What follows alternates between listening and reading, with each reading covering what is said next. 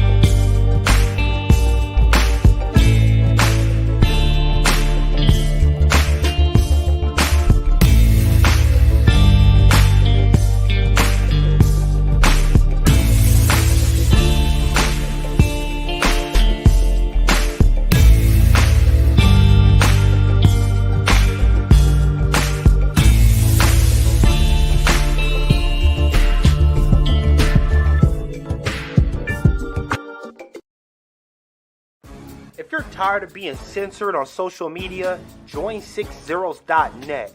It's black owned, black operated, and black moderated, and we make sure it stays a safe space for us to talk about all things black culture. We also got some cool gear like the FDM cotton crew neck, the Fearless Ancestors tee, hats, and more. Check us out at 60s.net.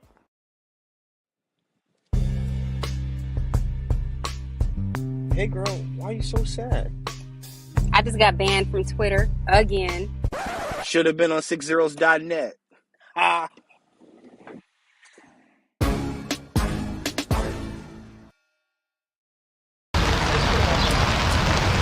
What you are looking at is a monument to Wade Hampton. Wade Hampton was one of the largest enslavers in the state of South Carolina.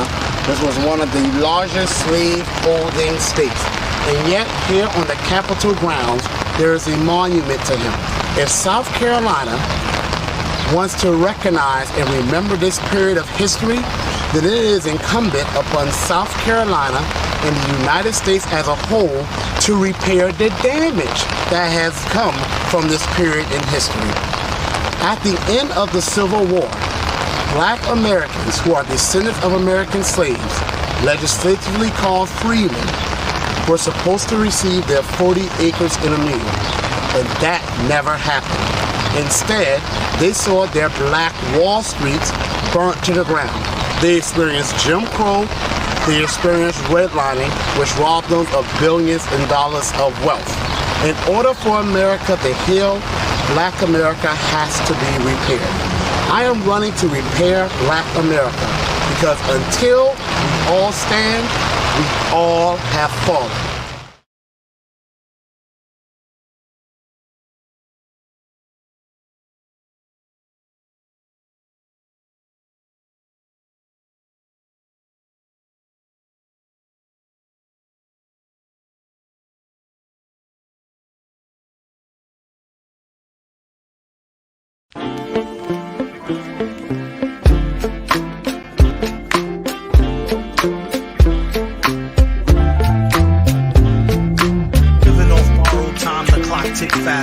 That'll be the hour they knock the slick blaster. Dick dastardly, a Muttley with sick laughter. A gunfight and they come to cut the mix master ice.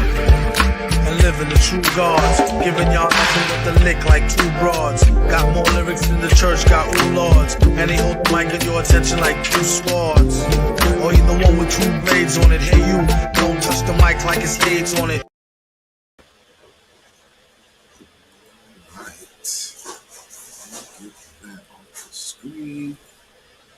All right, welcome once again, everybody, to the Beatzilla PDX official show. I am your host, Beatzilla PDX officially, and this is the weekly wrap-up.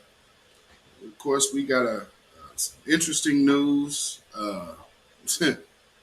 pretty much overnight that Kevin Samuels, well-known YouTuber and personality, has passed away. As well as for some people who remember the artist known as Jewel, who was on Death Row Records back in the day. She also passed away at 53. So that's what's going on right now. So as you're coming in, we're going to talk about that and my takes. So while you're coming in, please hit the like and share button. And if you have not already subscribed, please do so by right now. And by going to the bell, the notification bell, hit the word all. That way you'll be notified anytime that this platform goes live or it's uploading a video. Okay. Also, just real quick, let's see who we have in the chat. If you have not already subscribed, you're probably wondering why you cannot interact in the chat. And it's probably telling you that you need to subscribe. Well, do so, and within 5 minutes, you will be in the mix with us here. Or you can just continue to watch. But it always helps when you subscribe and share this on your social media, because clearly our channels get suppressed in the pro-black spaces, and this is one of them. So with that being said, let's see who we got in the house. We got Judah Queen, Melanated Brown, Nikki Hernandez, Silent D Productions, Samuel Logan, Rochelle Howard, Nichelle Hargrave, Oyela Aket, TJ in the house, Tia to You in the house, Tanya Zion, welcome, Louise. Let's see, yes indeed. All right, dark-skinned brother, welcome. Aboriginal woman, all right. One who cares, all right, I see you. All right, grand evening, everyone. Shawana S., welcome, welcome. All right, let me change this banner here. Let's do it like that. Okay. All right, so here we are on a Friday night. Mm, mm. I'm, and I'm not sure how long tonight will be. Let me see, make sure I got what I need here.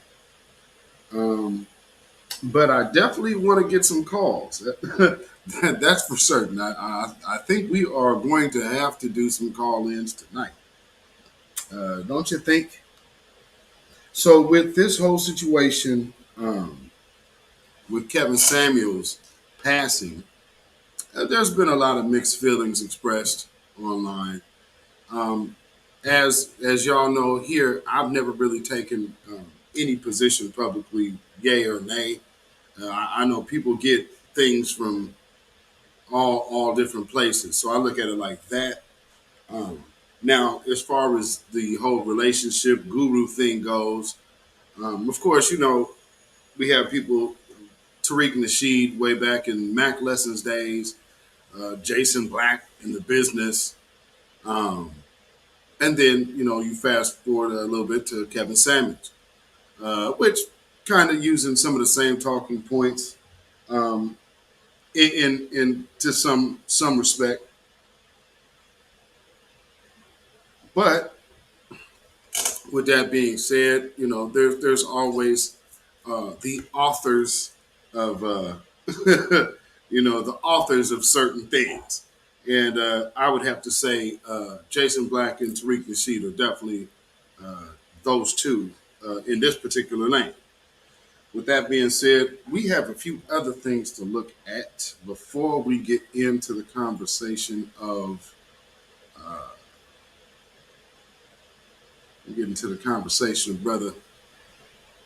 brother Kevin, because I know a lot of people have had opinions, very strong opinions, and rightfully so. But I guess let me get something out of the way because something happened here that was just really, really super odd. Um, let's see. So yeah, let me show y'all this real quick.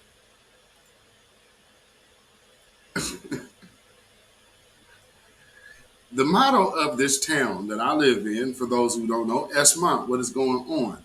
Uh, the motto of this town is they say keep Portland weird. Well,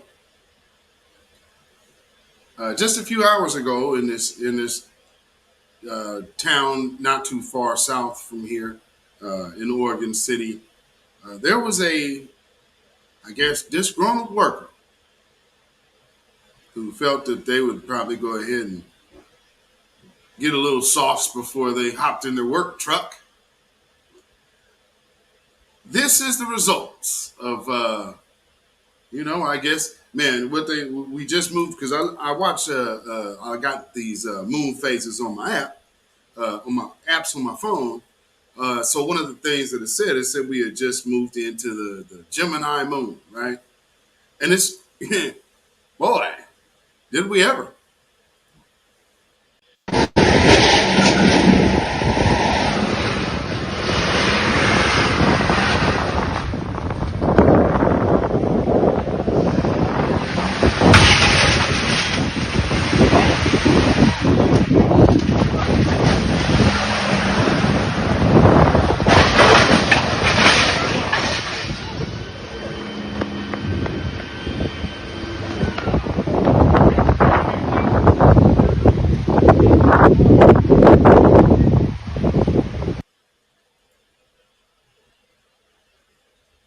I guess he wasn't feeling it today. Or yet maybe he was. So yeah, he got served with a, DUI. I don't know what had him going off like that, but yeah, that just happened here. So Like I said, get that little piece of that little piece of information out the way. Lord, oh man, mm, mm, mm, mm. Goodness. Um,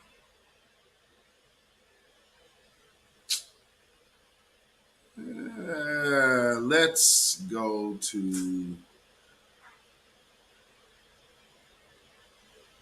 um ah this story right here.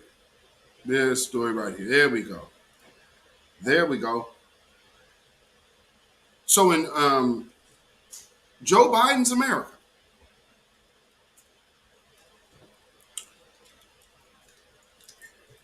his immigration platform that he ran on, and we're going to have open borders. We're going to have open borders. Well, it seems that quite a few people are taking him up on that challenge. Now, I just told you a couple days ago that we are in the year of the most influx of illegal immigrants, illegal migrants migrating here illegally in the 22 years. So it's the most in 22 years. Imagine that. So check this out. This also just happened earlier today. This hour, dozens of migrants are in custody after being found inside of an 18-wheeler. This all happened in Jackson County, which is about an hour and 45 minutes south of Houston.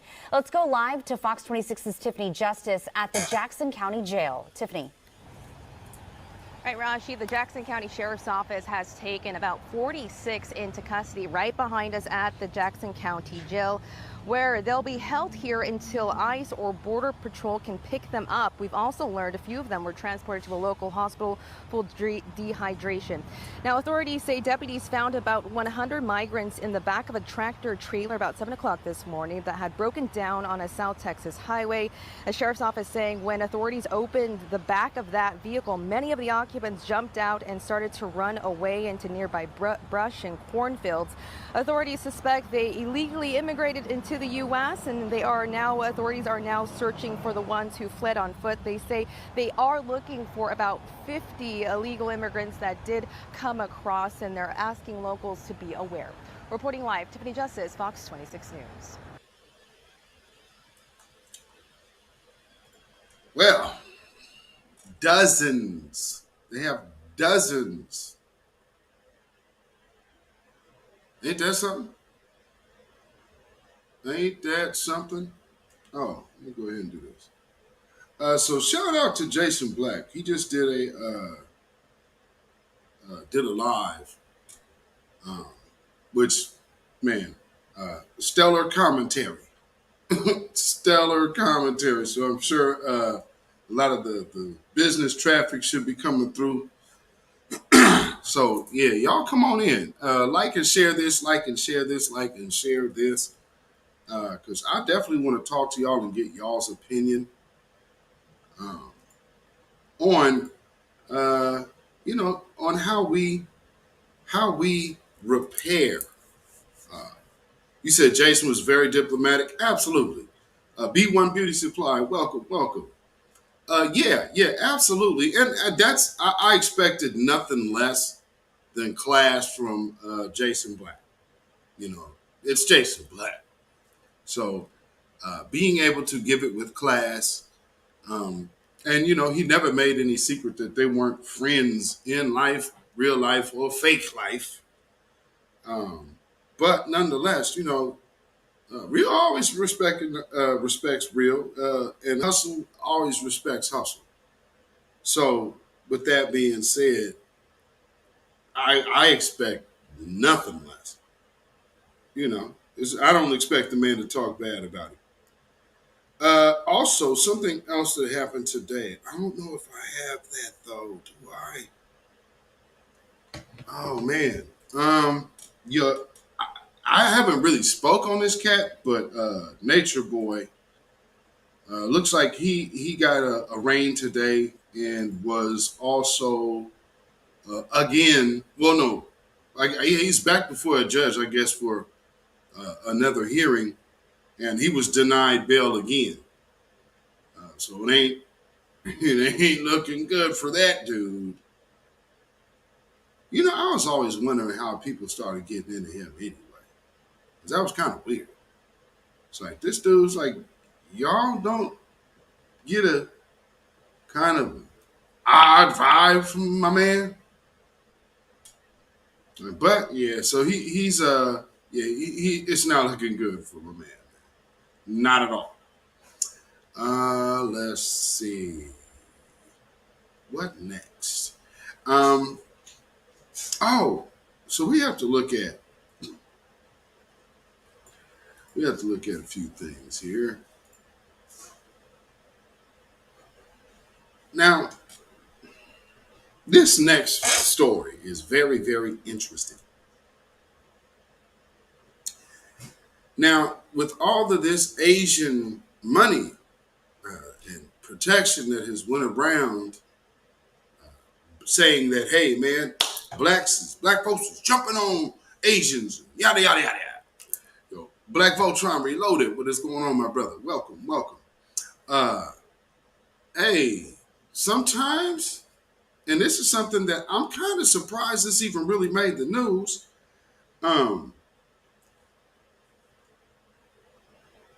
Asian on Asian crime. Not only that, man, when they say Asians is honorary Aryans, well, this next story is definitely speaking to that.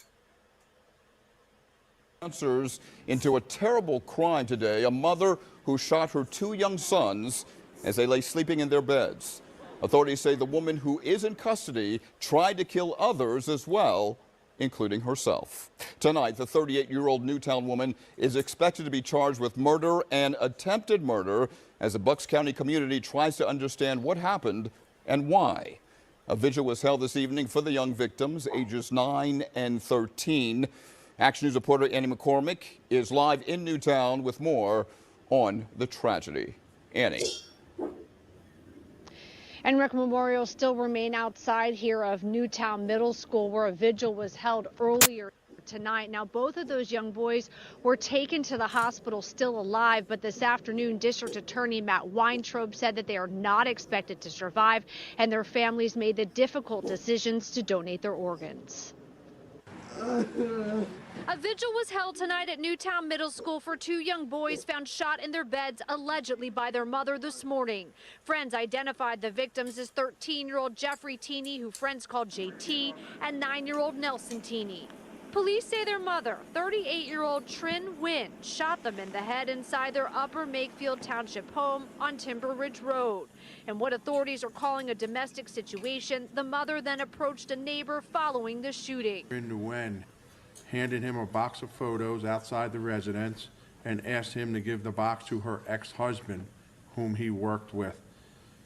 When Melchiondo turned around and faced Nguyen, he saw Nguyen pointing a black revolver to his face. Nguyen then pulled the trigger 2 times, but by the grace of God, the gun did not fire.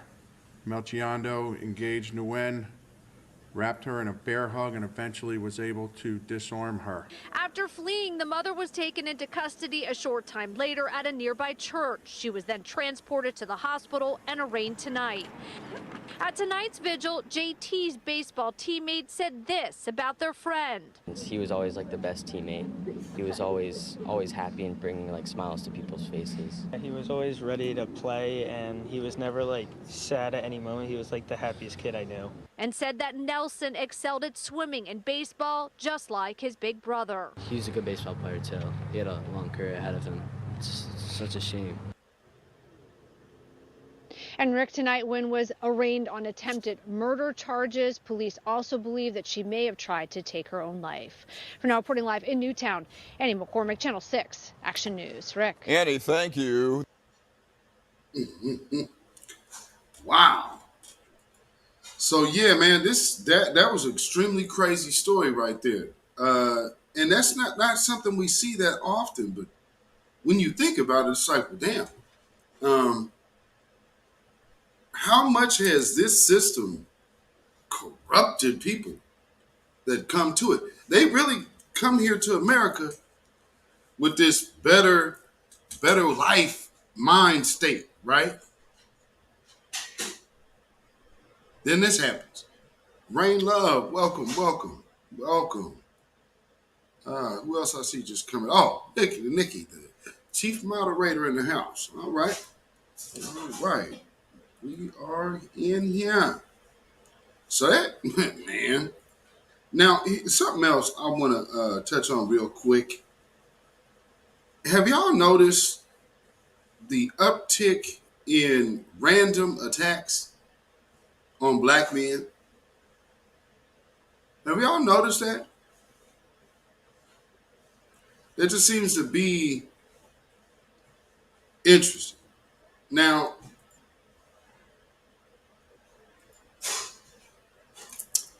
I'm just paying attention because, I like to keep an eye on things that are going on everywhere because it all matters. Well, with that being said, I believe it was, I'll get this clip. This is, brother Joel Oilsheen. He actually put this up. So yeah, just take a look at this. Because also at this basketball game with the John Morant, look, and here's an activist. And subsequently, all of these different random people have ties to certain lettered communities. So, I'm finding it very interesting that this is happening. Also, though, something that somebody happened to catch today, you guys might have seen my Twitter or Instagram, but yeah, check this out. Amber Heard, she's looks like she's taking a snoot or something here. Oh, in we go. Yeah, there we go. Oh, just make sure it's nothing there. All right. Mm-hmm. Anybody catch that?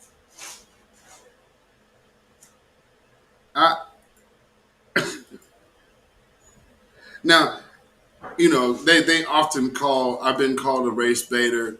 Other people are called race baiters. Tariq Nasheed, the poster child for race baiters.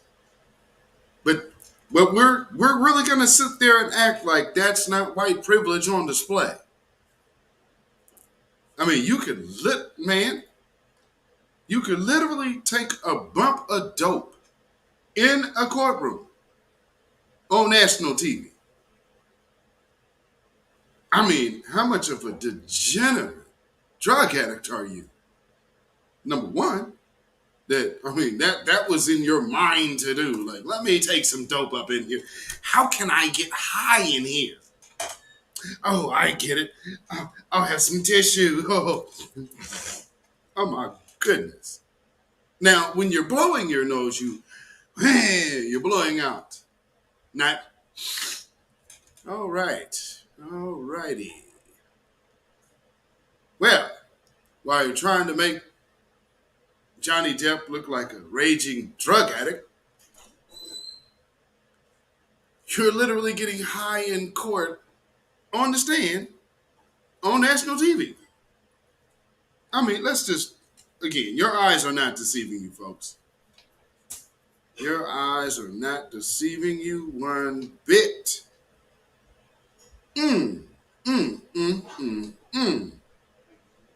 Well, how's about that? I wonder if anybody is going to say anything about this little clip floating around here because, it was on TV, so are we going to act like Court TV doesn't have it? What's that? Law and Justice or whatever that channel is. So, what's going to happen? You know who I'm surprised didn't catch this? TMZ. I mean, they're so quick on the reporting of drug addict situations when they're black. Um, Here's something else I came across. Uh, for all those people who, yeah, and especially you spending time on Twitter, you've been hearing all of the debates, foundational black Americans, they hate Africans and African immigrants. Now, if y'all know, I just did a space yesterday. I did a space yesterday on Twitter. I need to find a way to upload that. I guess I'm just going to have to screen record the whole joint. Uh, Note to self for the future. do it real time. Um, anyway, it was interesting because I saw another space talking about, of course, besmirching FBA, uh, and talking about this ICE situation. So I'm like, okay, let's talk about empowerment versus interracial sexual access. Do you know one of them little Somalian troll females came on in there talking about why do we hate Africans? I don't even understand how she took a turn to even try to center herself into that conversation. But nonetheless, we ended up having a good space. But I just wanted you to hear how some people lie, because there's a lot of these liars out there that and when you catch a liar that know they're a bad liar, then they just start laughing. And this person was lying so much they couldn't even get their laugh out. So let's check this out, because this is straight from the African's mouth about how they feel about us. Well, we don't want them here. What? They're your brothers. They're not our and brothers. sisters. They're not our brothers. They are. If you were born in America and have lived there for 300 years, you're no longer African. Those are Americans. We don't need them. We don't need They them were to taken develop. away, unfortunately, but they are Americans. We will develop by ourselves. Yeah, we have the capacity, we have the will, we have the resolve. We don't need them. No. I totally agree with you. Thank you so much, sir. Thank you. She said she totally agreed. She says she totally agrees. Some chick named Star, welcome. So, I saw something today talking about the Kevin Samuels thing. I saw something that said, this is how women are celebrating today.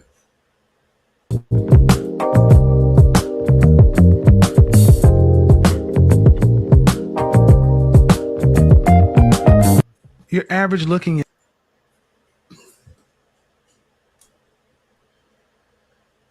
Wow. The internet is pulling no punches. But with that being said, man,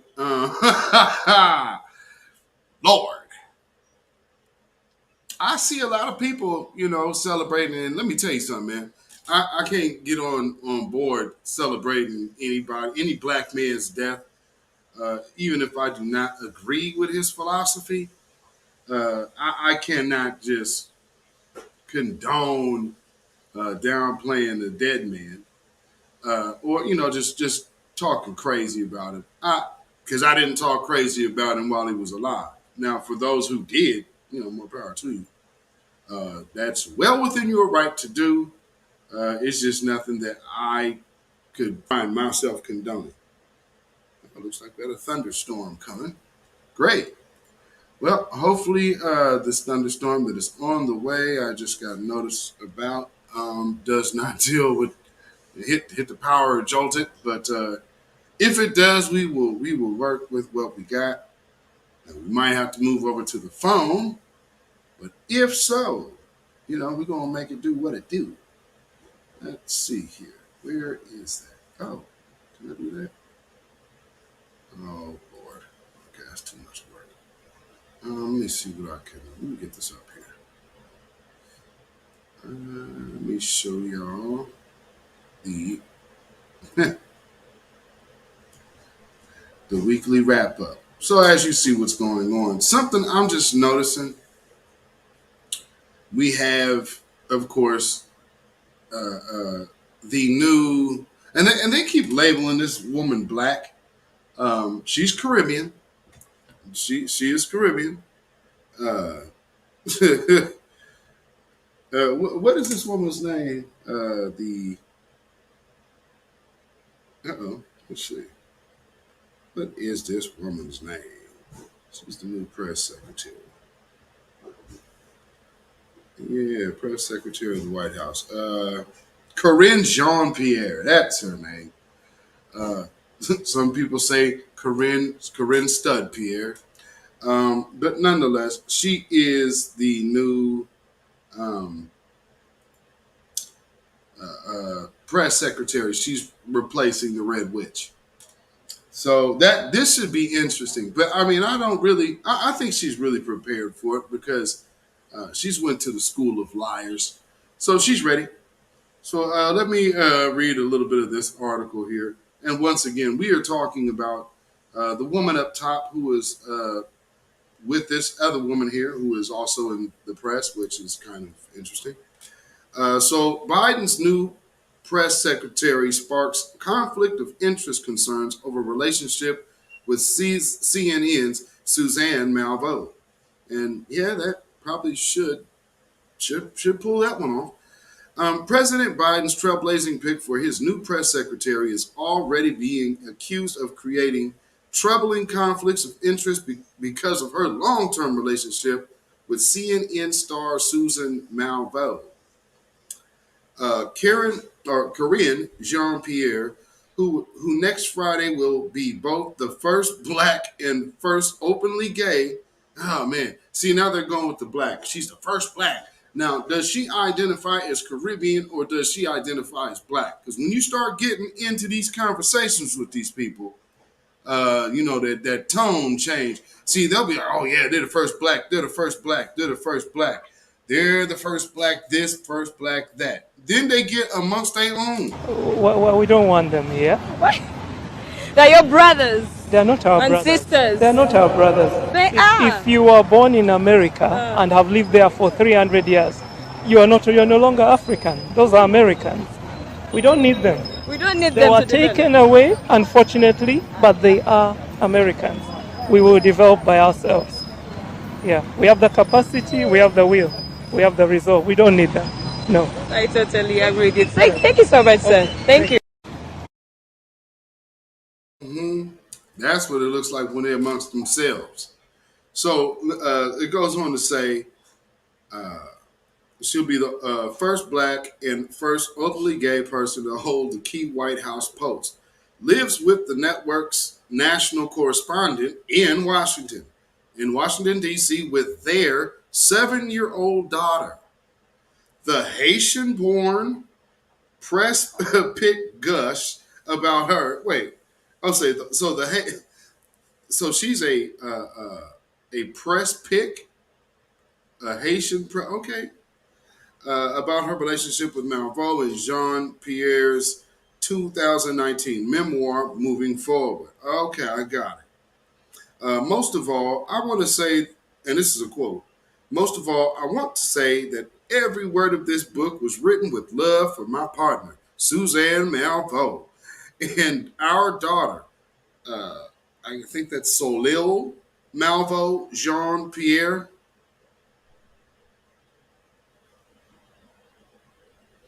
You are my life, unquote. Lord,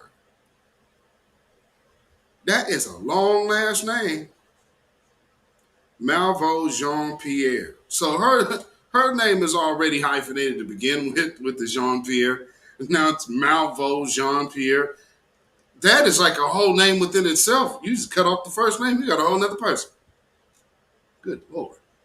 All right. So that is who the new press secretary is. Jesus.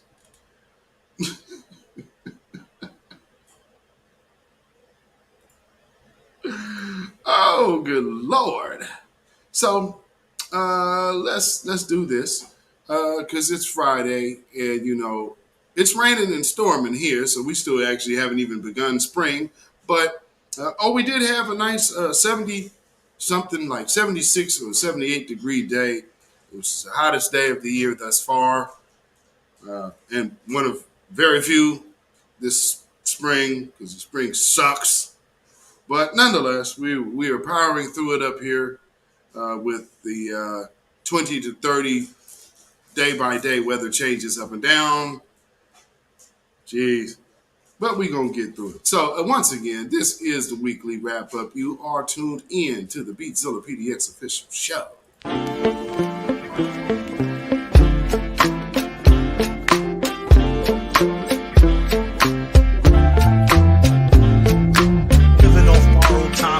Tick faster.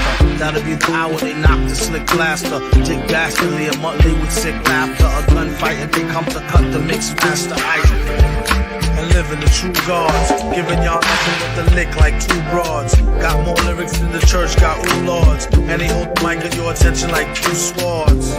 Or you the one with two blades on it. Hey you, don't touch the mic like it's AIDS on it. So, family, we are in the seasons of all kind of lunacy. And interesting enough, one of the things that I just came across today I found was just absolutely ridiculously stupid. But I guess, since there are a lot of people who are celebrating today, and they're in great spirits because their great nemesis, Kevin Samuels, has, passed away. And something that my little cousin posted earlier today, which is hilarious. If you have not followed Reuben Warren too, go follow him on Twitter, Reuben Warren Comedy on Instagram. So, oh my Lord, what did he say? Like some of y'all are celebrating, like now that he's dead, y'all will finally get your that wealthy man will finally want you. And even with that being said, because he got into the weight thing with women, and that's going to be neither here nor there, depending on the person. There is a general consensus, I guess you would say, because you see there's a gym everywhere. So obviously something is more appealing to the eye, or there would not be such a business for weight loss. So to ignore that truth, you just being dishonest with yourself. With that being said, sometimes when you see a person, they're a licensed this, they're a licensed that, does not necessarily mean that they are sane. Probably come up sometime soon just because of the video and the topics that I cover. But let's break this one down. So, intentional weight loss. So, you purposely saying, I want to lose 20 pounds is fat phobic. And you might be like, what? Oh my goodness. I'm not trying to be fat phobic, but you are. You're being fat phobic to yourself. Why do you want to lose 20 pounds? It's probably to fit into something smaller. It's probably so people treat you better. It's probably for all the reasons that fat folks are shamed simply for being fat. So by continuing to perpetuate that, right, seeking intentional weight loss, we are contributing to our fat phobic society. So that's why intentional weight loss is fat phobic.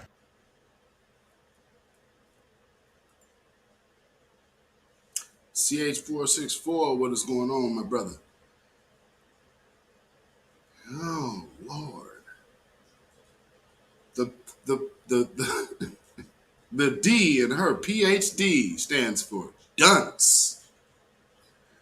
Oh my Lord. Oh man, oh man, oh man, oh man, oh man. Man. That's a damn shame, ain't it? Just a damn shame. Lord. Um, Now, real quick, let me get that out of there. I gotta say this. This is going to be bringing out a lot of certain type of energy out of certain women, and we're seeing it already. Um, and you know, there was a certain type of woman that liked to call into Kevin Samuels because they wanted to make sure that they got their point across. And here's the thing: uh, a lot of what he said was accurate and correct. I think everybody had a huge problem with his delivery. And then, you know, that's my speculation of the draw. And you know, and again, knowing that a lot of this information is already have came from the likes of a Tariq Nasheed, a Jason Black, and just kind of being reworded. And but see, because what that is, you could regurgitate someone's game, but you got to have some game yourself to be able to even put that into action. I mean, or you just throwing. I mean, anybody that if your regurgitated game works on somebody, that person probably isn't worth having. I'm just saying. Because if you can get somebody to fall for a line that you got from someone else, you getting this kind of energy.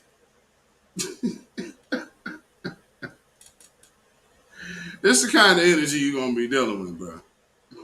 I'm just saying. We have to keep it a buck. Don't be this girl. Because see, oftentimes women like this also have this same energy as well. You know, so when you see when you see that type of energy, and another thing, you know, you got a lot. They just be just like this.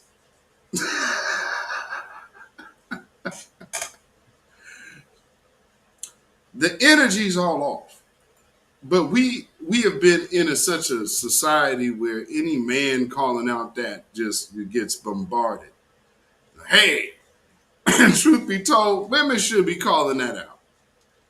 You know, because that ain't no cool energy to be putting out there in the wind. Because right now, let's keep it a buck. This right now is what grandma looked like. This right now is the image of today's grandmother. You get it?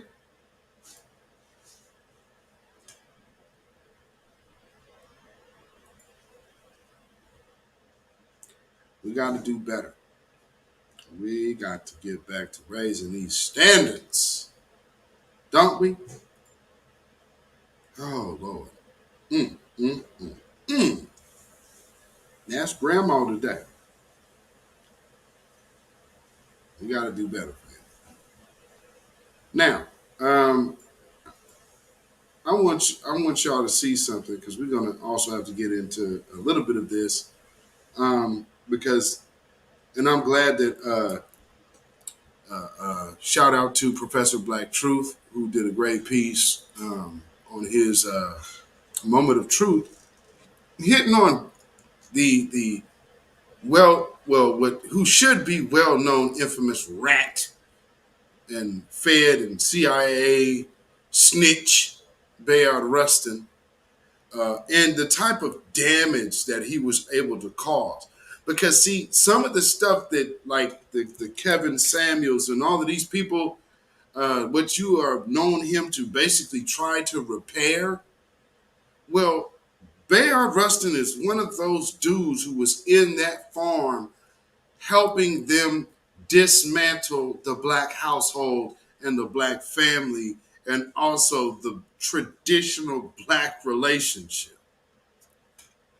And so some of you may not be familiar with this dude. So let me introduce you to the man who in my humble opinion, believe that he is the reason that Martin Luther King was even able to be assassinated.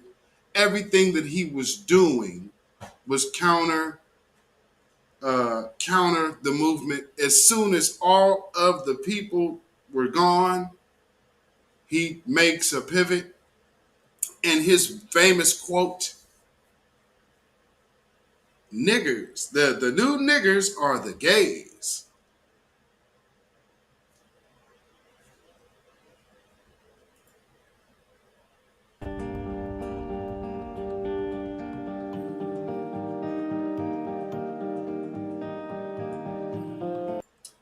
Wait, that's the wrong one. Wait. No, I need to get you that other one because I want you to hear him speaking. Ah, there we go. There we go. Be stated in terms of black and white.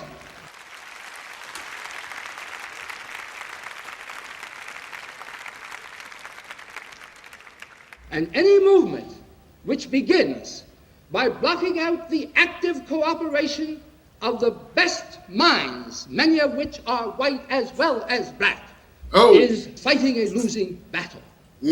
South Africa doesn't preach freedom. Russia doesn't call itself the leader of the free world. It's America that looks upon herself and represents herself as the leader of the free world while she has 20 million black people here who aren't even citizens. It is for this reason that America is doomed, and it is for this reason that we who follow the Honorable Elijah Muhammad feel that our only hope is not integration with a doomed society, but complete separation from a doomed society. It was a great debate, and I kept saying, when I listened to it, I said, stand your ground, Bayard, stand your ground. Bayard was really trying to get Malcolm to see that it's a world community, a human community, a family in the United States. And, but Malcolm was talking like Marcus Garvey, separate. Democratization and socialization the Negro cannot do alone. As we follow this form of mass action and strategic nonviolence, we will not only put pressure on the government, but we will put pressure on other groups which ought by their nature to be allied with us. Meaning like the Black Panthers and whatnot. So always trying to enter in, like for those of y'all who are who y'all, like I said, and y'all be in the Twitter spaces and y'all familiar with the TS person. That's the modern day attempt at bringing that Bayard Rustin energy to the conversation. When they come in there talking that we should have a voice thing, you got a voice. What does that mean? It's like you clearly have a voice. I don't understand, the whole, well, we need to be included. You're included because you're black. We are not talking about your sexual issues. But see, here's the thing. Just like Bayard Rustin, all of these other people are exactly the same. Interracial sexual access. They're willing to sell out everyone for it. Yeah, absolutely. Some chick named Star. TSG. Lord. Yeah, with Tariq. Voice just be killing me. I mean, really, man. Her voice is a beast. Oh, Tariq. Oh, Lord. Oh, man. So let me get something up here. we seen the pictures of That G stands for guy.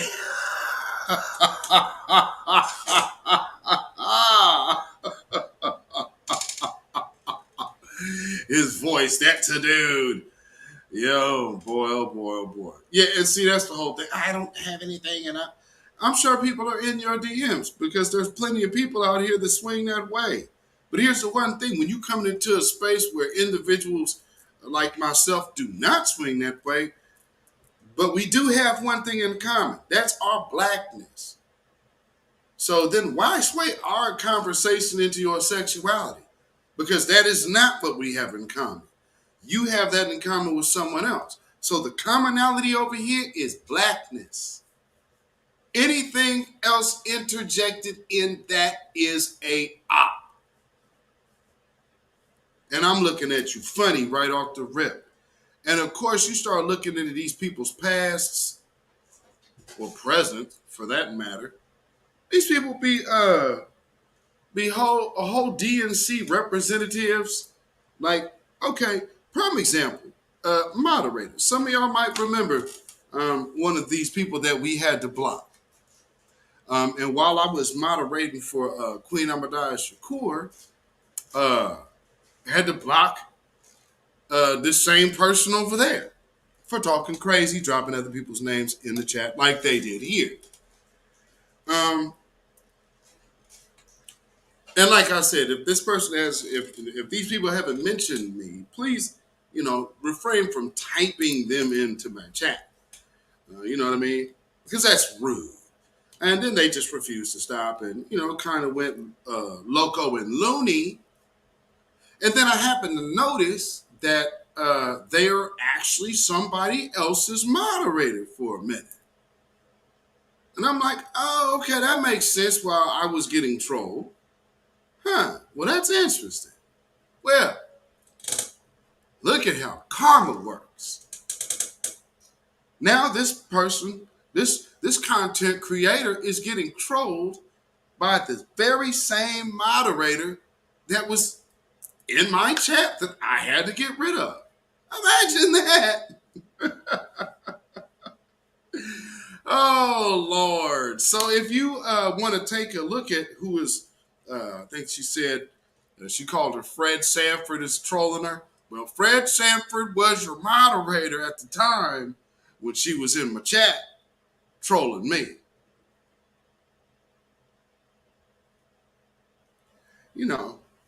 People do things in different ways to people. Like, oh, well, I'll do this. Okay, you can leave me alone. Boy, oh boy, did that ever backfire. She doing whole videos with you. And I mean, if you have, let me tell you, man, some of these people out here are not stable. So I fully understand that. That's why, number one, as a content creator, you have to be absolutely responsible with your words, responsible with the things and the messages you put out there. And if you put out messages that are detrimental to us as a community, then we are going to have to look at you with a skeptical eye. So, with that being said, we are in the month of Cinco de Hustle,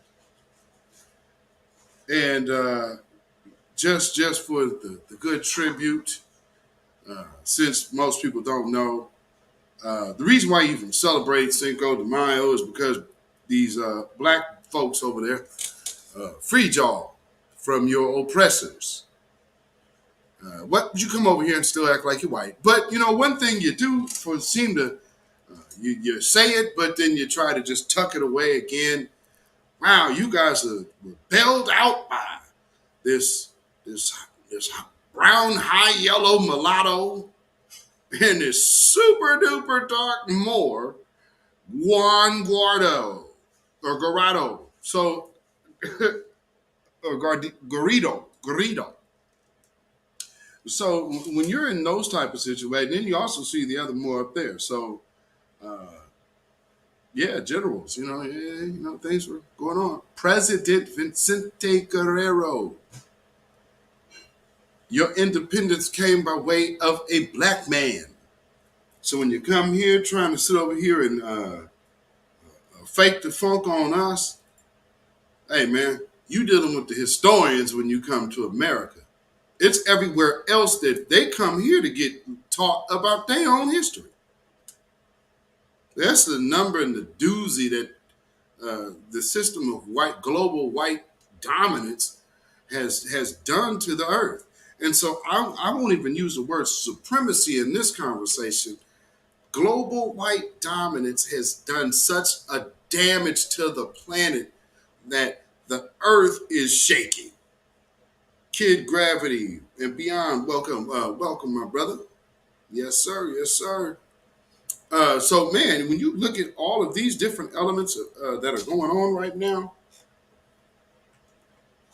if somebody, they say, well, I don't believe in this, I don't believe in that, well, you better believe that nature won't go for that too much longer.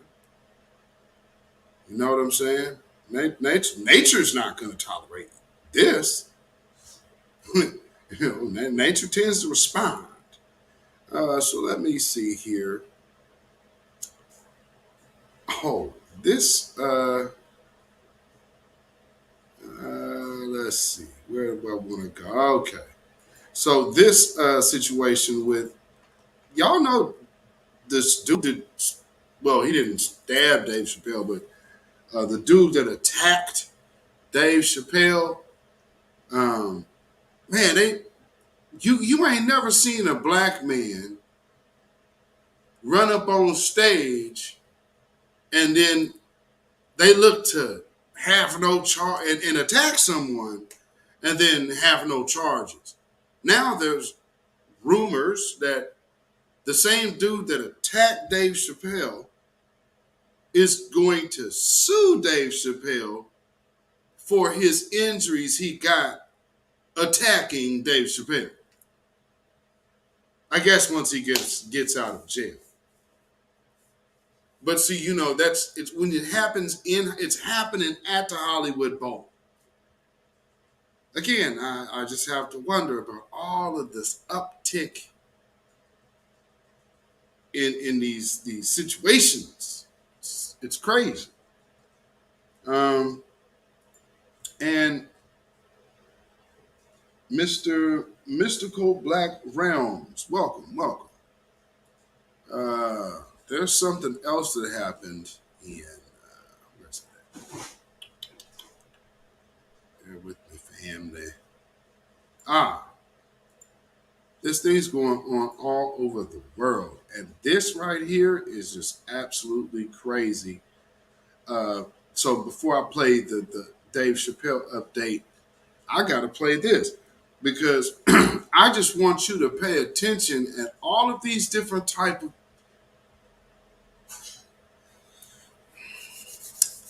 It's almost like revenge for those who have ever supported Black empowerment. I'm just kind of getting that feeling. In a massive explosion rocking Cuba's capital city, a popular hotel in Havana blown apart in a reported gas leak. At least 8 people are dead as rescue crews frantically search through the rubble. Local 10's Hatzel Vela joins us from our newsroom. He's been gathering information from the people in Cuba. And Hatzel, what have you learned? Christy, Eden, we're getting a lot of new information from the island. First, let me tell you, this is a highly dense area, which means it affects a lot of folks, and a lot of folks likely witnessed and heard the explosion at this hour. As you reported, 8 people confirmed dead by the Cuban government. We know according to them, this was caused by a gas leak. The explosion was in the lower floors of that hotel building, and the search continues in the rubble. This video captures the tragedy as it was happening. Cars seen getting out of the way. This man reports it as an explosion at the hotel. The images from Havana are breathtaking. Not much left of the Saratoga, what was once a high-end hotel in the center of the Cuban capital city. You can hear the angst in the voices of Cubans as they approach the building, which sits almost across the way from the historic Capitol building. In state-run media, we see Cubans who happen to be nearby looking through the rubble. You can hear the sirens approach as more people get closer and try to help. El pueblo ayudando. This man records and says Cubans are helping rescue fellow Cubans. Se quedaron personas atrapadas. As he looks at the extensive damage, he tells those around him people are still trapped inside. Here are several pictures of the damage. This is what the building used to look like.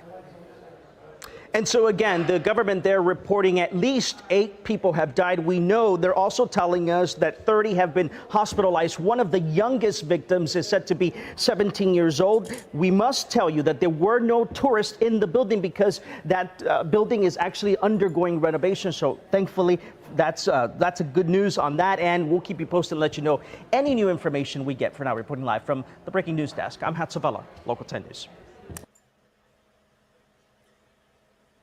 No tourists were harmed.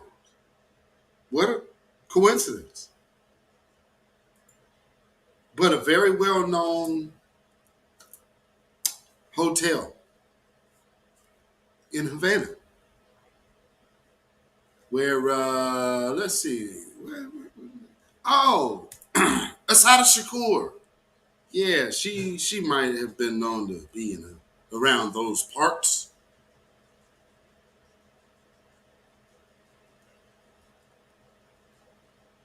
I just, when I'm seeing attacks, random attacks on powerful, rich black men by homeless men who should not even be able to afford a ticket to get into the building, can actually get in there with a fold-away knife that looks like a replica gun.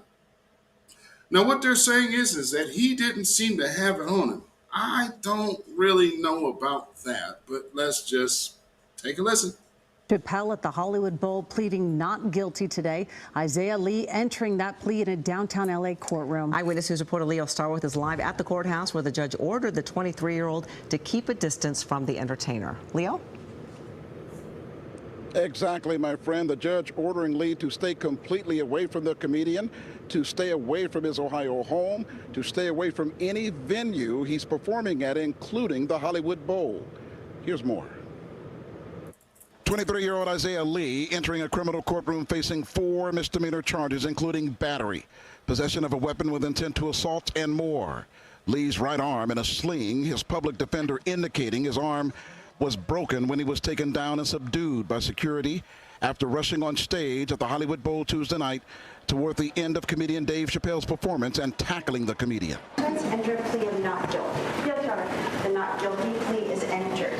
Lee pleading not guilty. His public defender's request to allow Lee to skip bail and be released from jail and his own recognizance denied. Her bail is set at $30,000. On the heels of the Will Smith-Chris Rock slap at the Academy Awards, followed by the attack on Dave Chappelle, Kevin Hart addressing the issue of attacks on comedians while on Jimmy Kimmel Live. We've now lost the sight of the relationship of audience to comedian. And that line has gotten blurred to where it's like, well, I don't need to do this and like this, and I can stand up and make a point. Well, it becomes a hard case of, well, why did you come? Yeah. Why did you buy a ticket? Police arresting the 23-year-old, releasing this photo of this weapon they say was in Lee's possession, a replica handgun with a large knife that folded out similar to a pocket knife. The L.A. County DA's office not filing felony charges, saying Lee did not brandish the weapon during the attack. Eyewitness News getting reaction from LAPD Chief Michael Moore. We presented the case before the district attorney's office for consideration, and we respect his decision given the actions of the suspect and the lack of injuries to Mr. Chappelle. And we look forward to the court's prosecution of him with the city attorney filing misdemeanor counts, multiple counts against him for the actions of that evening. It's a very disturbing event.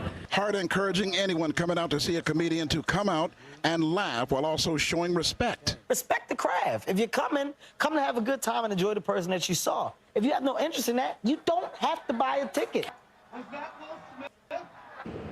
If convicted of all counts, Lee could be sentenced to 18 months in jail and or a $4,000 fine. He remains behind bars. His bail, $30,000. Live in downtown LA, Leo Starworth, ABC 7 Eyewitness News. Leo, thank you. Hello, I'm Mark Brown. Get more great ABC So no felony charges. He's going to have a slew of misdemeanors. Man. So this cat probably is not going to do any real time. Oh, let me get that out of there. So pretty much this sounds like this guy is being protected, doesn't it?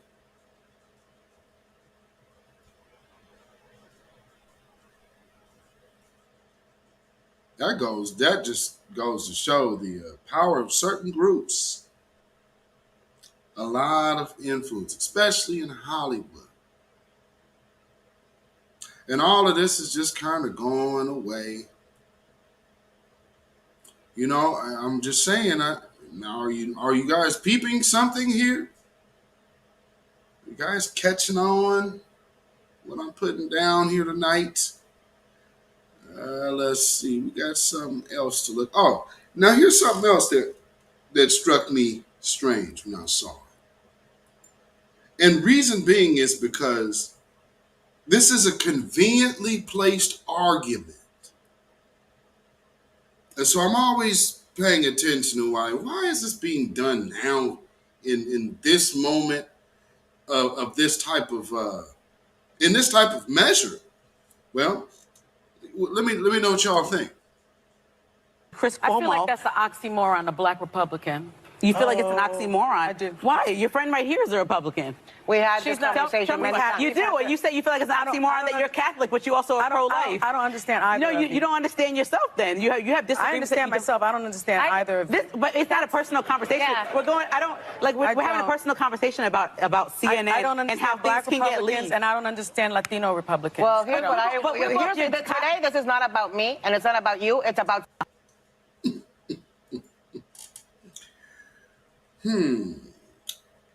A definite, convenient argument.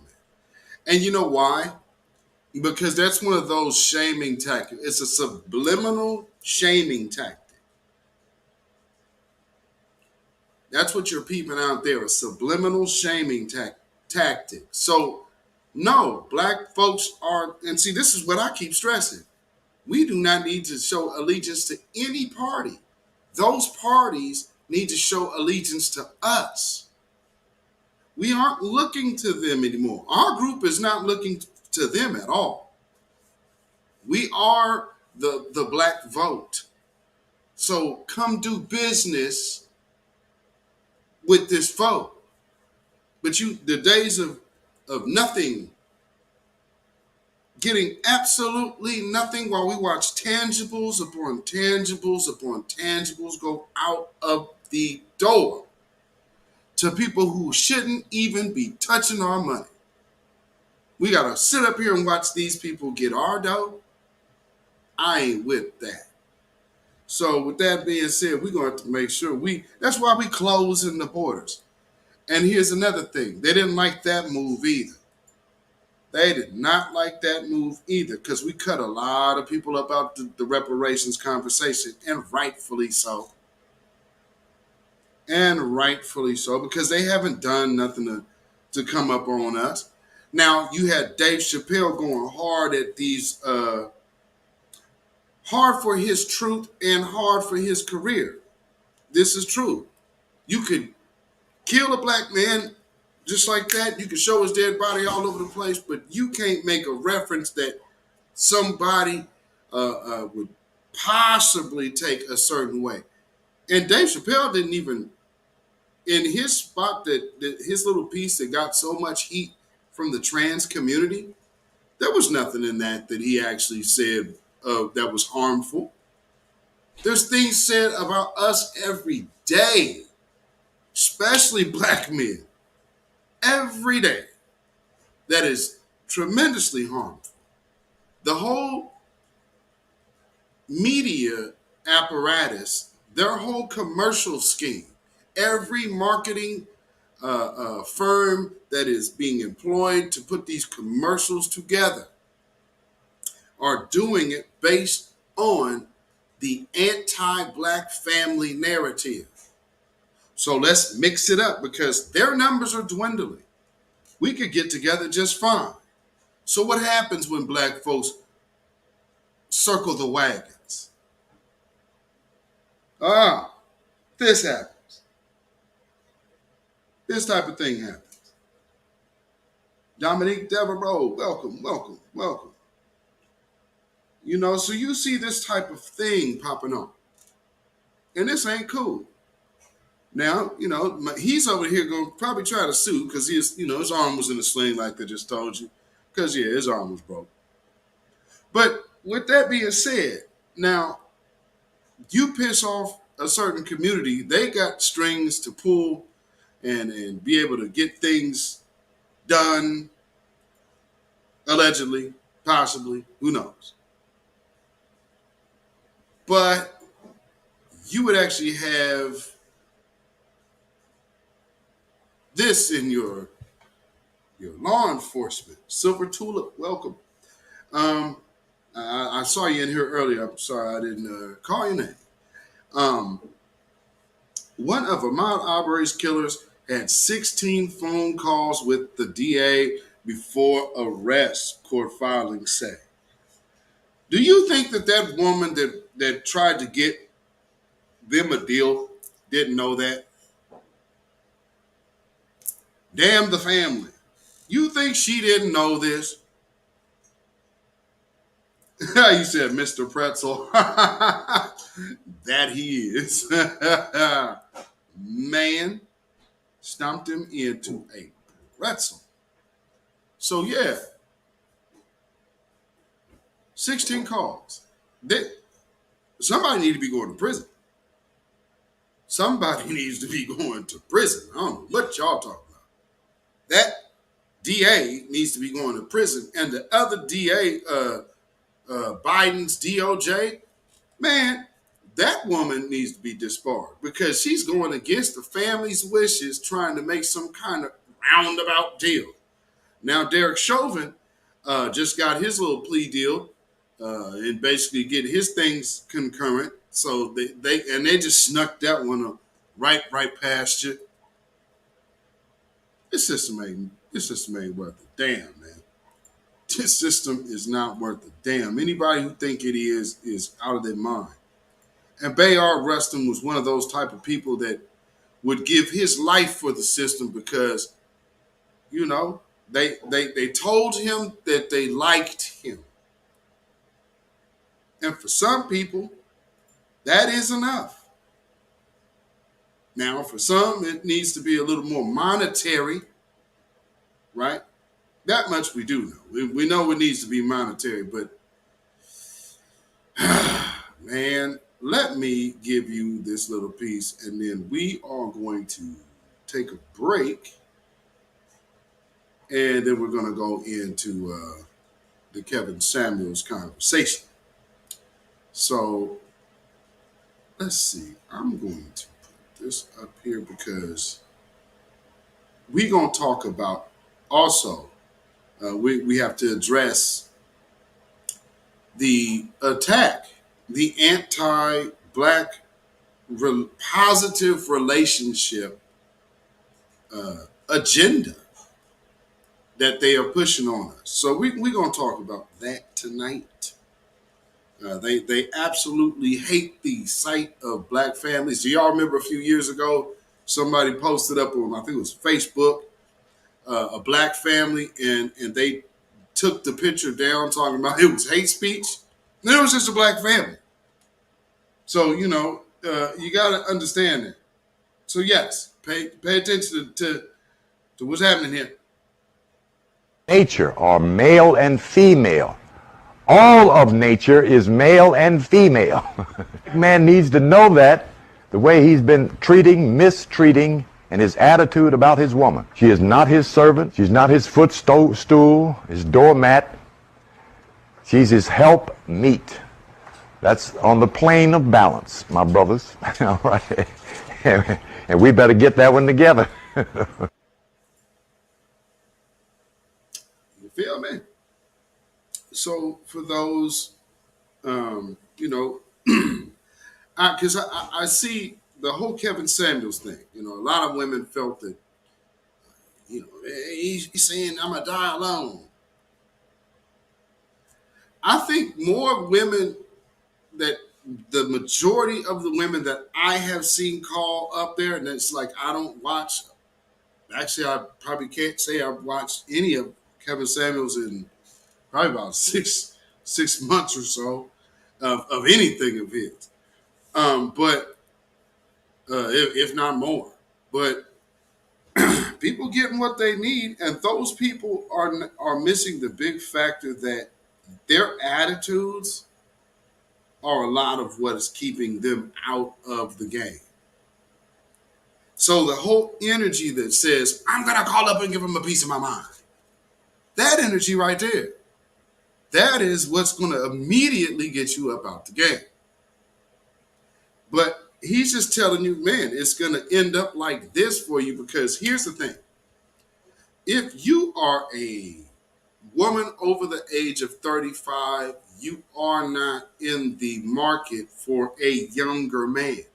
You're in the market for an older man, an older accomplished man. Well, an older accomplished man between that 45 and 55 range, that is a no-nonsense individual. They have no time to play. And if you even remotely seem like a disciplinary issue where you always want to do your own thing, that man will totally allow you to do that by yourself and move on.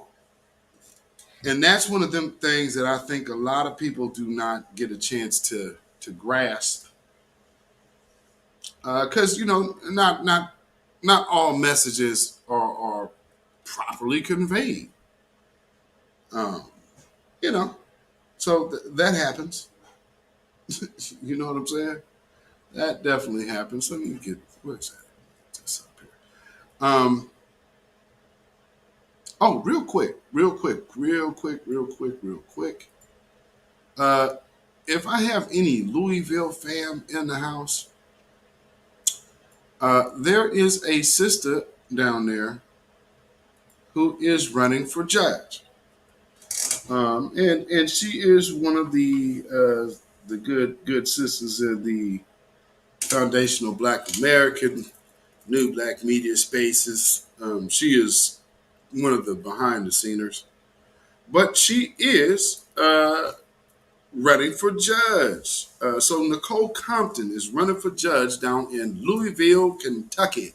So if you are in Louisville, we say, hey, man, when you get a chance to get a candidate that is for you and it supports reparations nonetheless, not that it would make any much difference from the bench. However, with having somebody who understands our situation and the law could give more of a fair shake, like our brother Olu Stevens, who is also out there.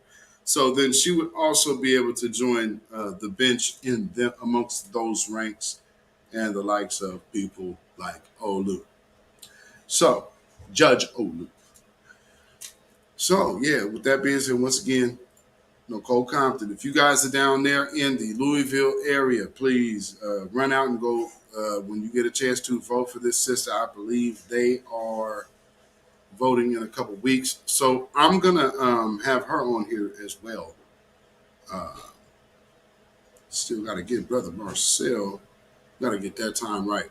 Because I would really prefer to do Marcel live, do his interview live versus taping it and then uploading it. But if we have to, then we will. Because hopefully that brother gets even more busy, because that's the whole point. Draw up that buzz, draw up that noise. And right now, Clyburn is really, really hiding. And he's really trying to do it slick, but it's not. It's not really slick. It is very cowardice what he's doing by trying to dodge this brother. And he's trying to dodge Brother Marcel, and it's just sad. So with that being said, let's do this as well. Where's that at? Check this here. Yep. Let me see if this is it. Black America. While we celebrate symbolism of having a black woman in the White House and a black woman in the Supreme Court, right now as we speak, black women are the most likely to lose their house. Black men have the shortest lives, black children have the highest suicide rate, and even though we are around 15 to 20% of the population, we are over 55% of those living in the streets. We are going to be third-class citizens in the nation we built. We better wake up and vote for real policy. Vote for Greg Marcel Dixon. Repair Black America to fix America.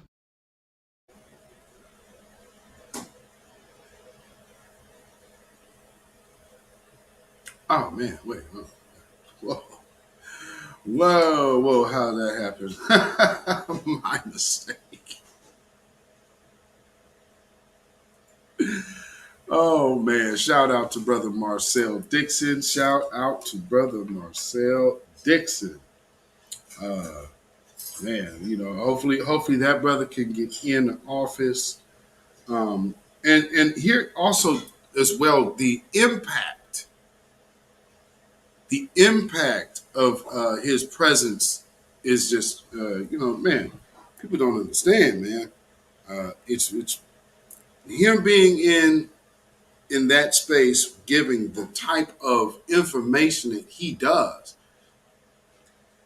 You can see why Clyde Burns is avoiding him. That ain't hard to see. He said, I'm y'all's mama. I don't care how many y'all. Oh boy. Anybody gonna help me? Who helped me?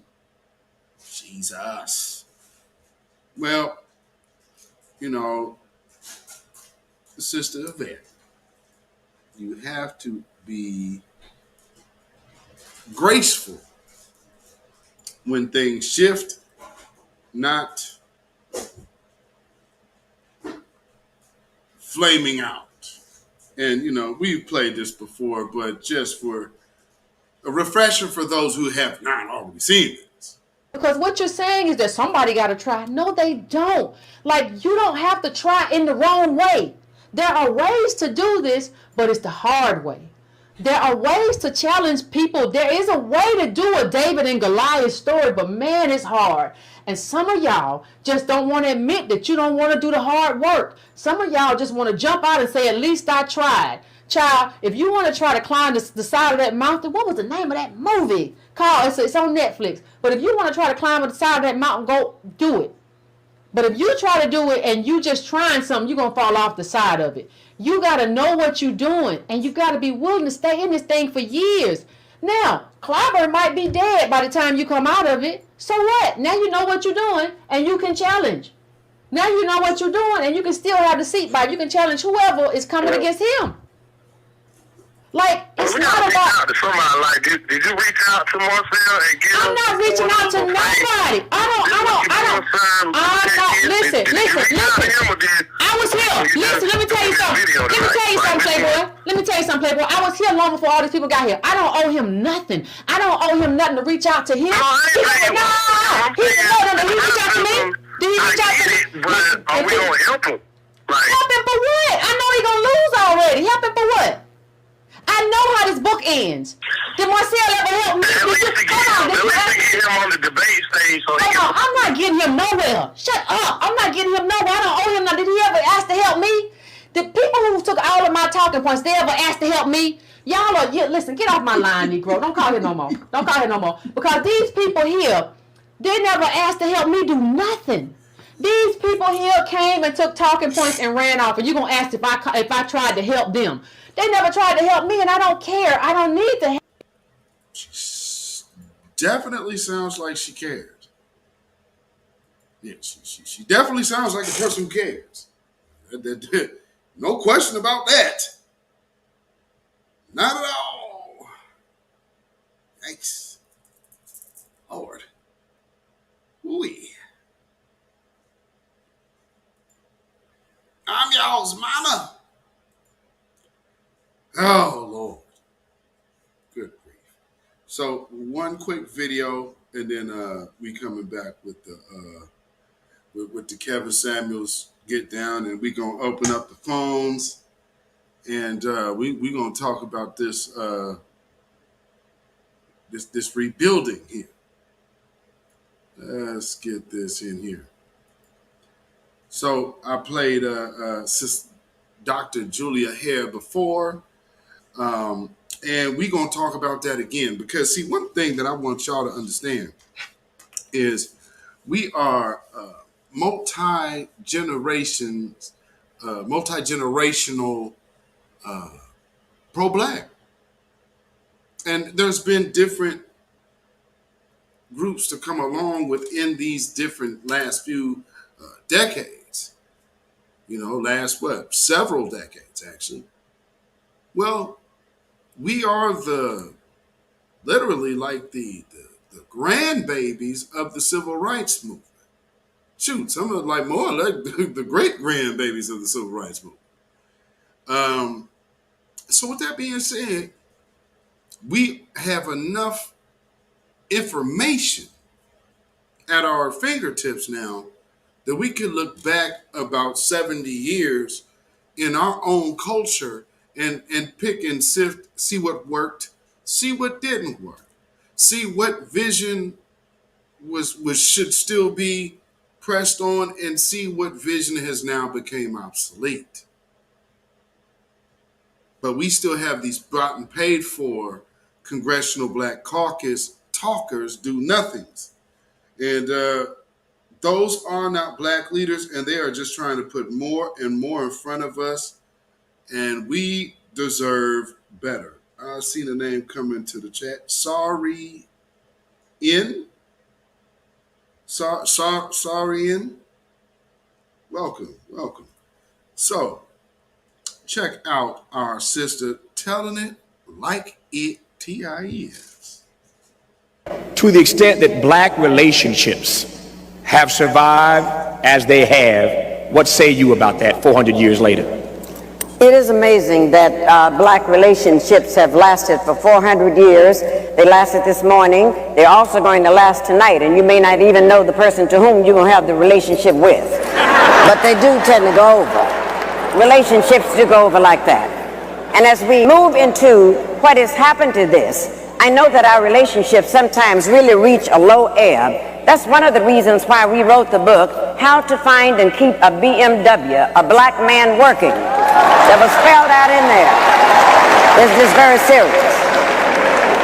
Because our relationships didn't start yesterday or last week. It also started 400 years ago when those 19 persons were here.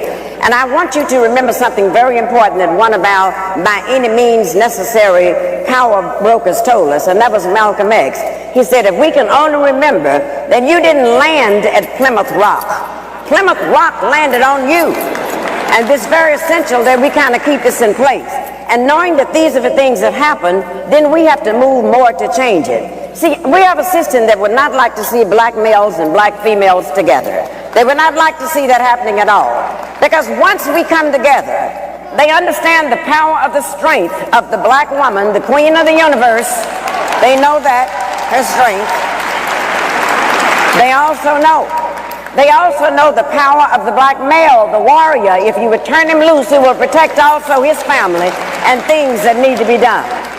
And because they understand that if our relationships are together, then they will lose. But if our relationships are torn up, then we can forever be treated in certain ways by the oppressors.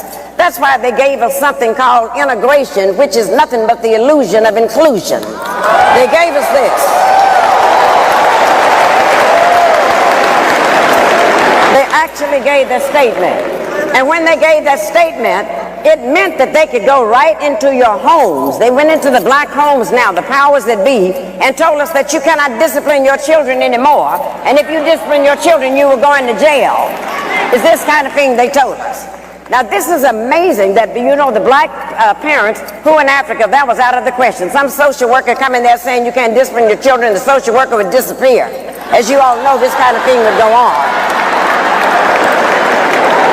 You would be sitting in a place like this, and all you had to do was act up and do something wrong, and all your mother had to do was to glance in your direction. Y'all remember that? And you remember that the glance meant, don't let me have to get up and come over there.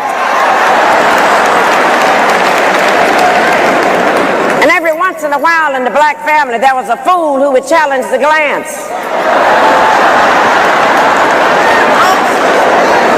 And if you could get home over the foot, over the ironing card, over whatever, you were sent to the backyard to get something off the peach tree. And if you brought something in that was too short,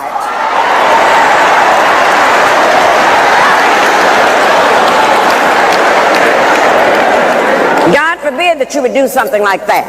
But then it got so terrible in frightening us. This is why we got to take this back.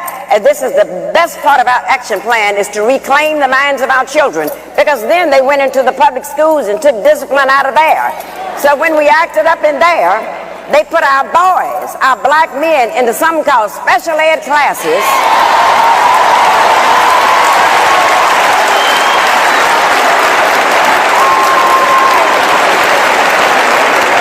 And as you know, those special ed classes are nothing but holding cells until they can go to the state prison.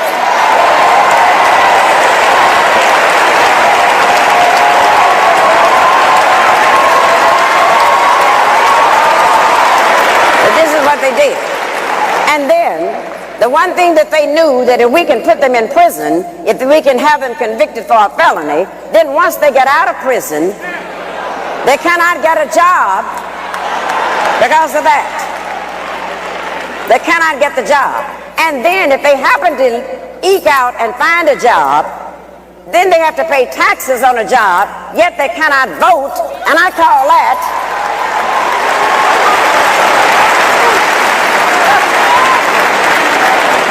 that taxation without representation. That's what we're looking at. And if one of the things that we would learn to do, they did a grand thing when they took that discipline away from us, because when they made our parents afraid to discipline the children, then what happened? We found out that the teachers were afraid of the principals were scared of the superintendents was scared of the school board was scared of the parents were scared of the children, and the children ain't scared of nobody.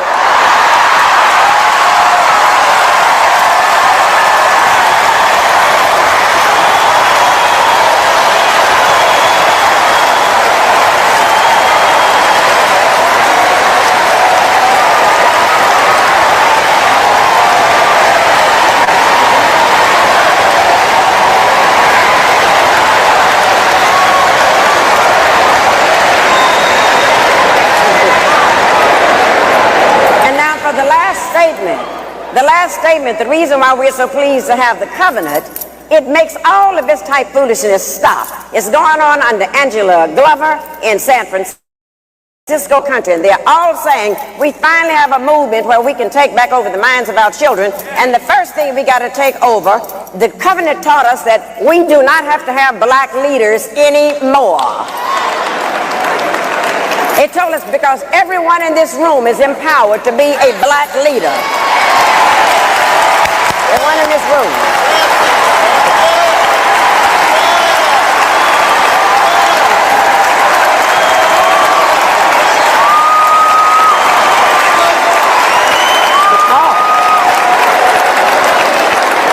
Because see, right now, these people that you're calling black leaders are not what they used to be with Marcus Garvey's day.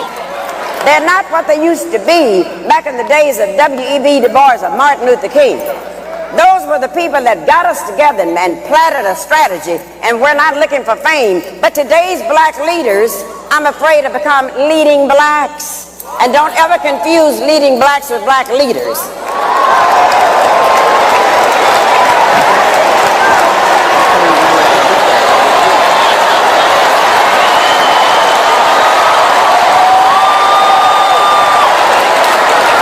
Let me tell you why you don't do that.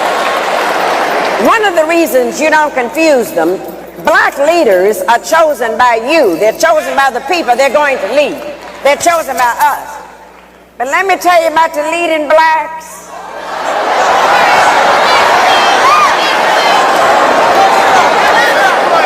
The leading blacks are chosen by the media.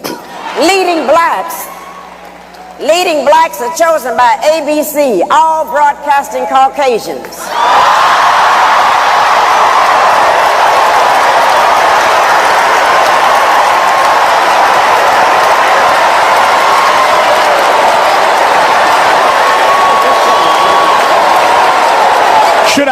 should I stop her or let her go?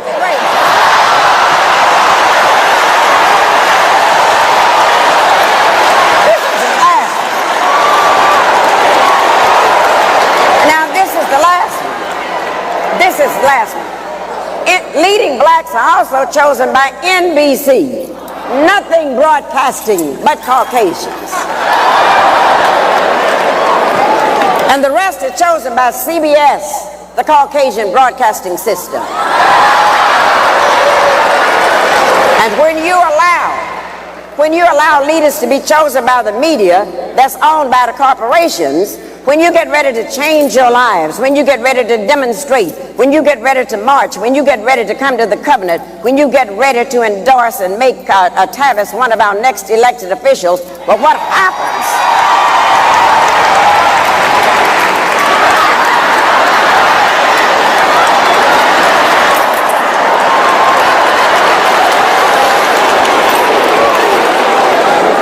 Then you must take the time to carefully watch and see what the leading blacks are doing, because that's when the leading blacks sneak into the door to the corporations, and they will tell the corporations, oh, we know how to go and put them down. We know how to get you some real affirmative action Negroes to come in here and work.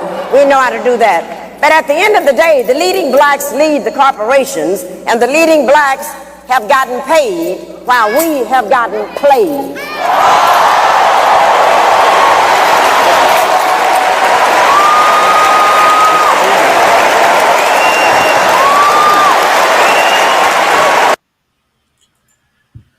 Yes, indeed. Dr. Hare, rest in power. Rest in power.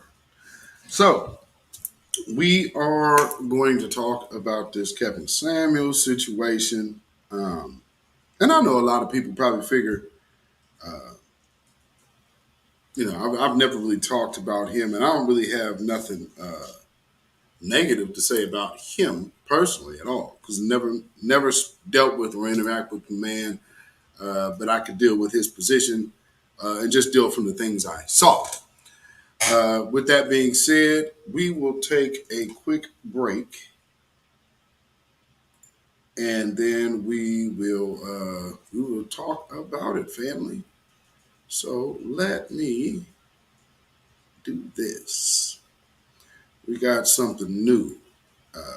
We played this here before, but it will be one of the first for, I guess, this month, of course. So once again, you are tuned in to the Beatzilla PDX official show. This is the weekly wrap up, and we will be coming right back talking about is there a learning moment in the passing of Kevin Samuels?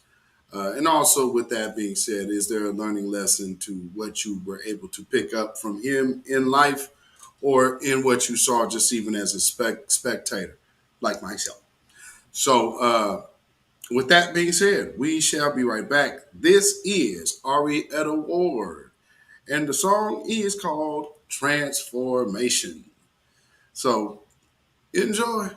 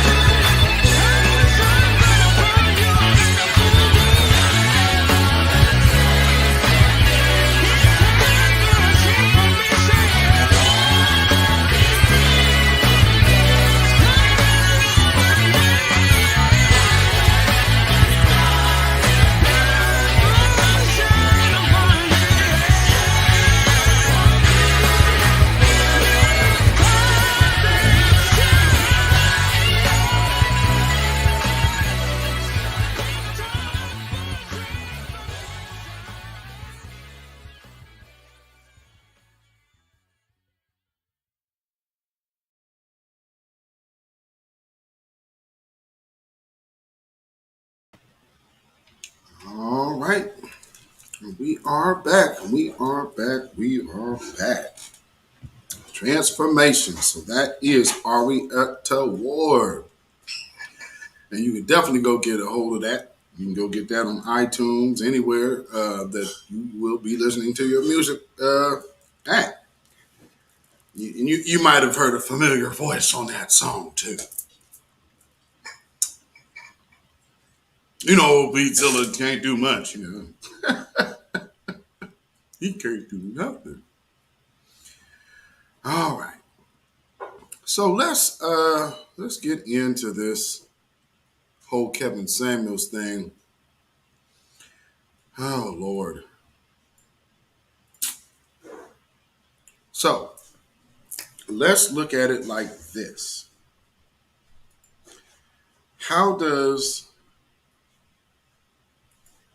or well, yes, how does repairing our relationships look like?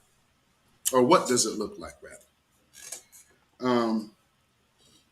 With this man that has recently passed, we have watched the evil boil up to the surface out of a lot of folk. To say it any different would be downplaying it. I mean, we're talking about literally wishing the man dead. And unfortunate, but we know the familiar types. And, you know, they over there partying today. They really feeling it and then enjoying themselves. This is a joyous occasion.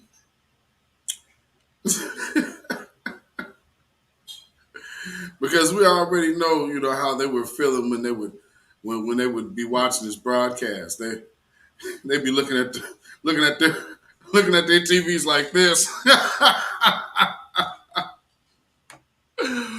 Woo-wee. Get the dog off me. Now that is one of the funny ones. That was hilarious. And you know, it's always the question, do you have a problem with women? Oh Lord. Why does it always have to be that? Do you have a problem with women? It's like, no, I don't think that's necessarily the case all the time when somebody's just calling you on something. So here's the thing. When I heard about his passing, I kind of wondered, I didn't really question if it was true or not. My thing was, damn, did they get him? You know, because this is how things, you know, can tend to work. Some people call, you know, when you're dealing in certain businesses, say marketing per se, you use marketing as the tool and the vehicle for your message. Well, with that being said, there was a lot in the relationship arena, clearly, because people have been writing relationship books forever. People write romance novels. These are things that you see people get into, even with the Africans, like them Nigerians. They really get big into the romance novels of swirling.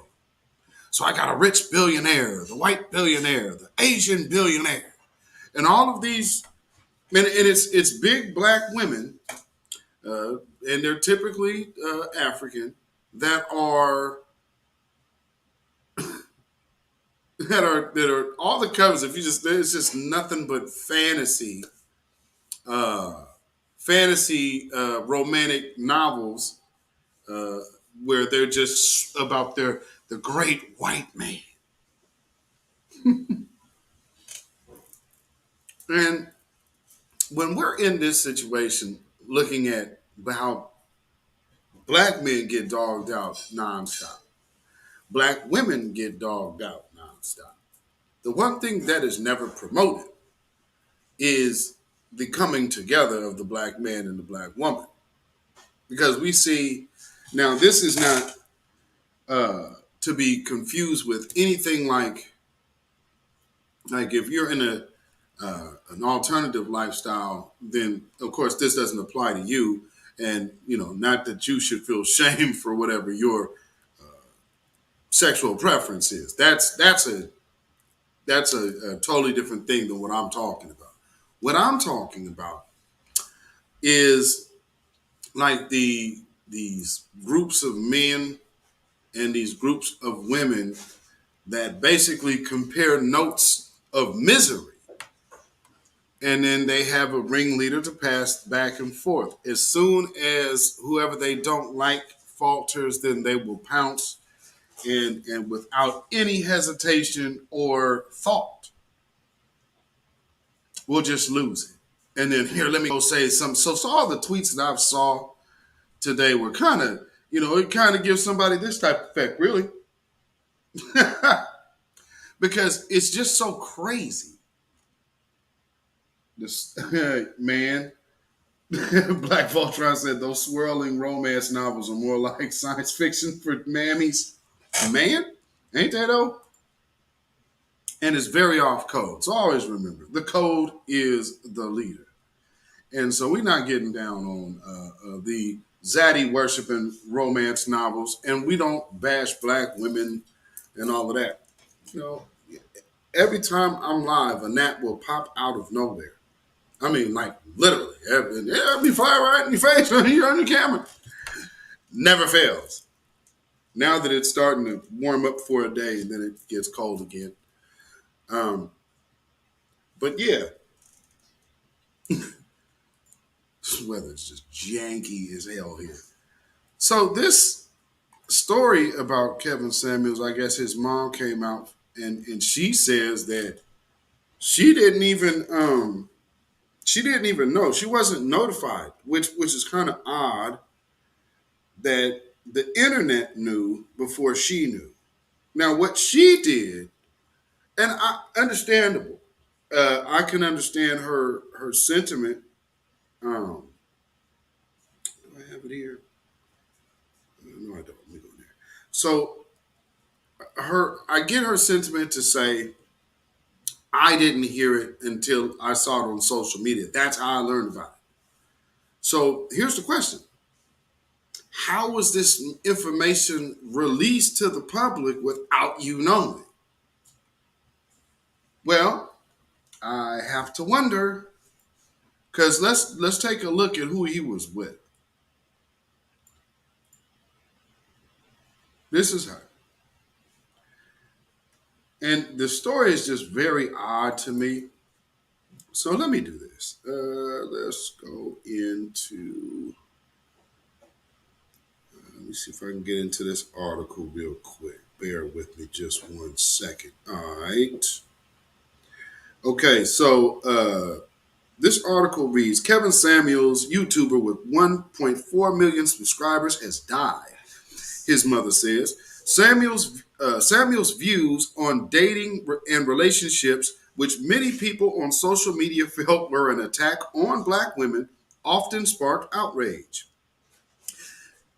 Kevin Samuels is a YouTuber who became known for his controversial relationship advice. Has died, his mother confirmed to NBC News. Rumors of his death first circulated on social media Thursday night. His mother, Beverly Samuels Birch, declined to release details about what happened. She said she learned of her son's death from social media. That was a terrible thing, quote, that was a terrible thing for social media to put that out. I didn't even know I hadn't even been notified, unquote. My thing about that is social media can't really put anything out like that because they don't have that type of access at all. Not to social media. So that's kind of odd. Let's see. It says, she says in a phone call, another quote, all I'm doing is requesting that people pray for us. Totally understandable. What I do want to know, who leaked this information? Let me read a little more of this. The Atlanta Police Department said officers were called to an apartment on East Paces Ferry Road Northeast on Thursday morning regarding a person injured. By the time police arrived, the first responders were performing CPR on an unresponsive man, later identified as Samuels. A woman in the apartment told officers that Samuels had complained about chest pains and that she attempted to help him, but he failed. The police report states the woman called 911. Samuels was taken to Piedmont Hospital, police said. The Fulton County Medical Examiner's Office said in the press release that it performed an autopsy and a cause of manner of death are pending. The office listed Samuel's age as 53. Okay. With that being said, let me go into this other article. So, also in the same day of living for most of us, the singer Jewel, which I mentioned earlier, has passed, also at age 53. R&B singer Jewel Caples, who worked with Tupac, Snoop Dogg, and Dr. Dre during her time with Death Row Records, has reportedly passed away at age 53. An official cause of death has yet to be confirmed. The news of Caples' death, which occurred Friday morning, May 6th at 5 a.m., was broken by former head of Death Row Security Reggie Wright Jr. Caples' passing comes 2 months after her announcing that she had been hospitalized and was found to have 8 pounds of fluid in her heart and lungs and legs. She was readmitted to the hospital on March 16th and ultimately released on March 21st after receiving treatment. An experience she shared with fans on an Instagram post. And they do have that here. Quote, I was hospitalized on March 2nd, 2022. Released on March 5th, 2022. Went home, 8 pounds of fluid on my heart, lungs, and legs. Caples wrote, quote, went back to hospital March 16th until March 21st. I almost died. I was supposed to be airlifted to another facility. God reversed my symptoms, extended me some grace, and gave me more time with my family and friends. Thank you, Jesus, for saving my life again. God is real. It says, a native of Chicago, Caples contributed vocals to tracks by NWA before inking a deal with Death Row Records in 1992, appearing on albums from Dr. Dre, The Chronic, and Snoop Dogg's Doggy Style. Caples scored the biggest solo hit of her career with her cover of Shirley Brown's Woman to Woman, which peaked at number 72 on the Billboard Hot 100 and reached number 16 on the Billboard Hot R&B Hip Hop Songs chart. In addition to the credits on the deep cover and Above the Rim soundtracks, she also appeared on Tupac, All Eyes on Me, on the track Thug Passion, if y'all remember that, I'm sure y'all do, prior to his death. Let's say, after fading from the music industry during the aughts, Caples co-wrote and self-published her memoir, My Blood, My Sweat, My Tears, and recently appeared on the Art of Dialogue YouTube channel for various interviews discussing her life and career. I find that very strange that on virtually the same day, Kevin Samuels is passing, or we get the news of him, here's a former death row artist just happened to kick the bucket. It's very odd to me. I'm just saying, very, very odd. So, when I see stuff like this, and then I also start seeing all of these random attacks on black men, it starts, my antennas go up. It's like, hey, what's really going on with this? Now, this woman here is the woman who he was supposed to be with, right? Well, somebody has said and shown something that she was talking about how she was supposed to be Afghan. I don't know if that is the same woman in that picture. This is who she is. She's actually Mexican, not Afghan. So I'm not sure why that anybody's putting that other picture out there about her, but that ain't her. And not to mention, she's not as big as that other woman either. And I think that was so cold. Even in death, they're like, oh, well, he always talking about fat girls and this and that. Oh, look at her. She look hefty. It's like, I don't even think that's the same woman. But because this woman used to be a soccer player for college. Now, I've heard she presently is a nurse. I don't know if that's true or not. Now, if that is true, I would have to wonder, why didn't she perform CPR? Because talking about she tried to help him, but he failed. This is an experienced nurse, if that's the case. That don't make no sense. Does it? I mean, really?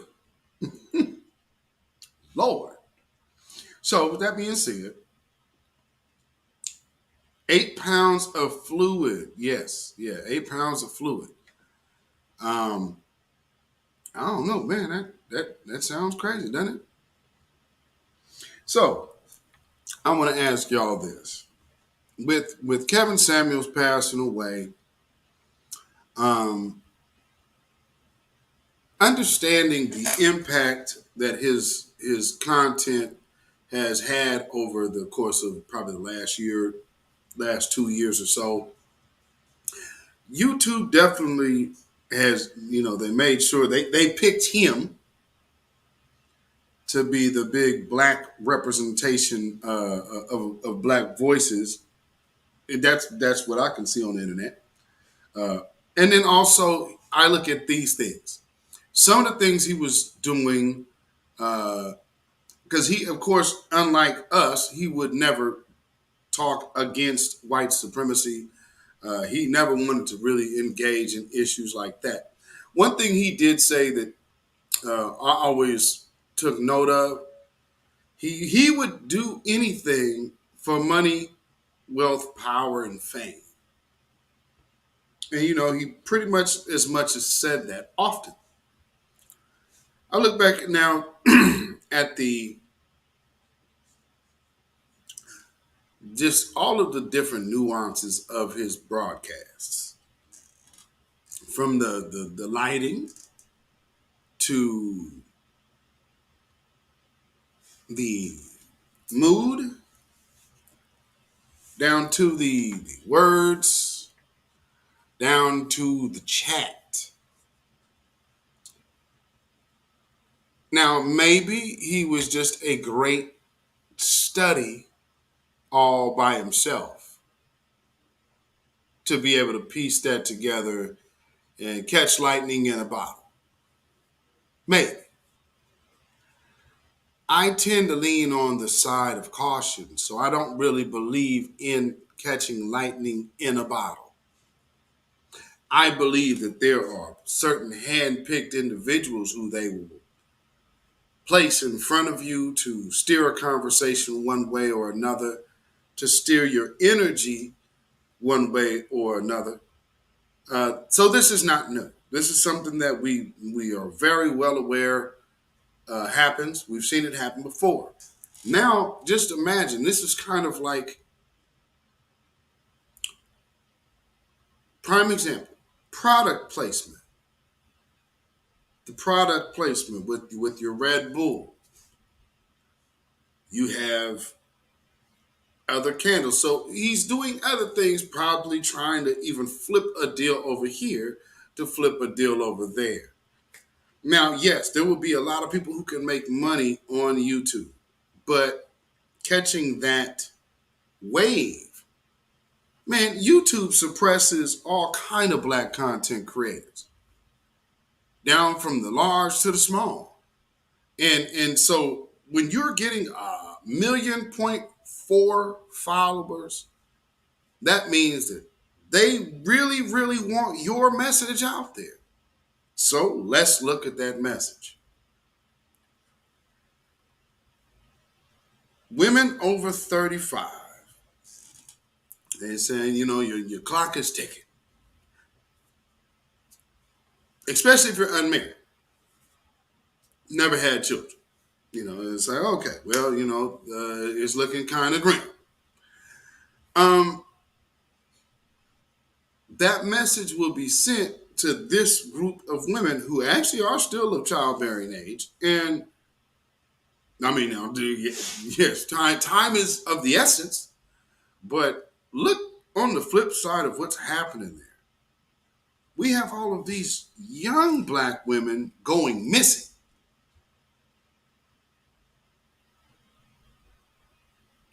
So for those healthy bodies, and healthy future bringers are just subsequently just vanishing.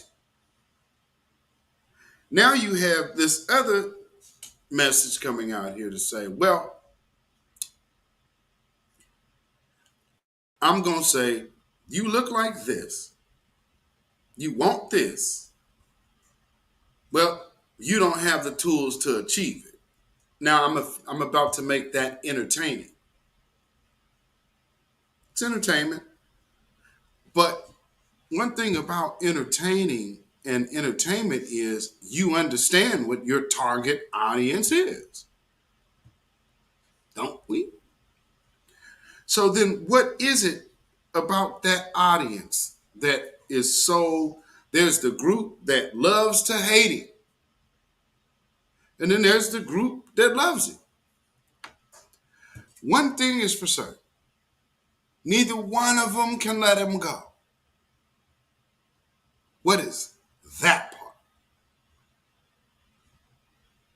It's almost like people were under a trance. Still. Well, I guess when you can be told good lies, you'll be fine no matter what. Because you're susceptible now. Before the moment flies. So tell your good lies. Because I'm fine no matter what. I mean, you literally hear that all the time. But probably most people aren't paying attention to what they're hearing.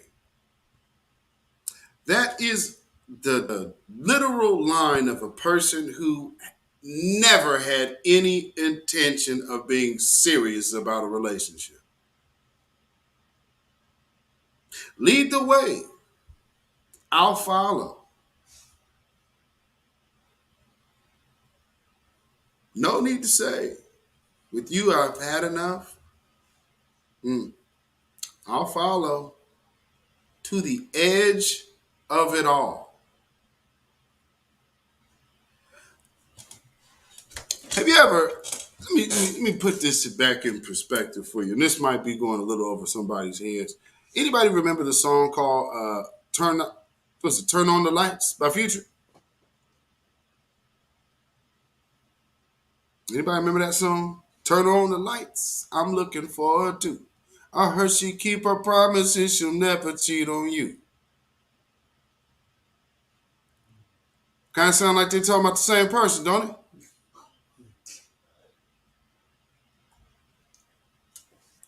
People be out here playing with things they ought not. There's fame, and fortune in certain choices you can make and certain deals you can cut. But if you outlast your usefulness, typically they have a way of cleaning up loose ends.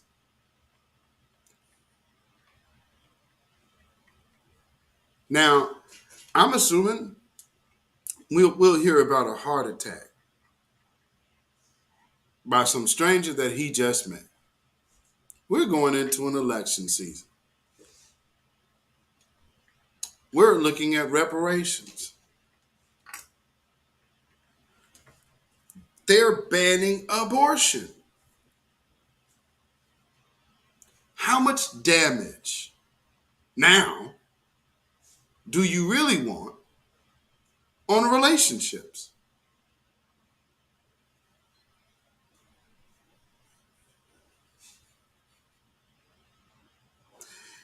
I see things as a we made you, we can break you type of thing. You feel what I'm saying? DJ Segwan, what's going on? What's going on? So it's entertainment. And in this world of entertainment and power and control, you make deals, you take oaths, and now they have no need for that distraction. Feel what I'm saying?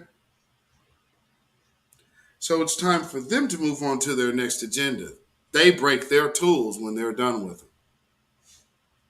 You're watching the ultimate in a tool being broken. So I'm not going to speak bad on or ill on anyone about their choice or decision, but we do definitely have to examine it. Anybody ever heard of something called a ice gun?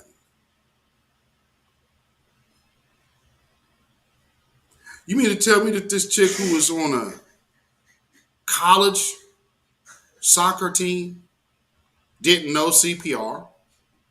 They have defibrillators in their locker rooms. Of course they know CPR.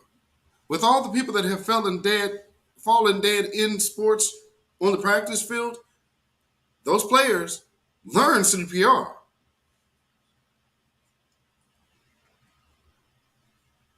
Kind of odd that I tried to help him, but he failed. What's that mean?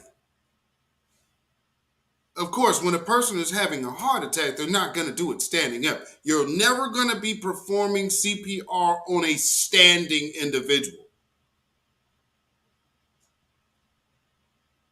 So that kind of struck me strange.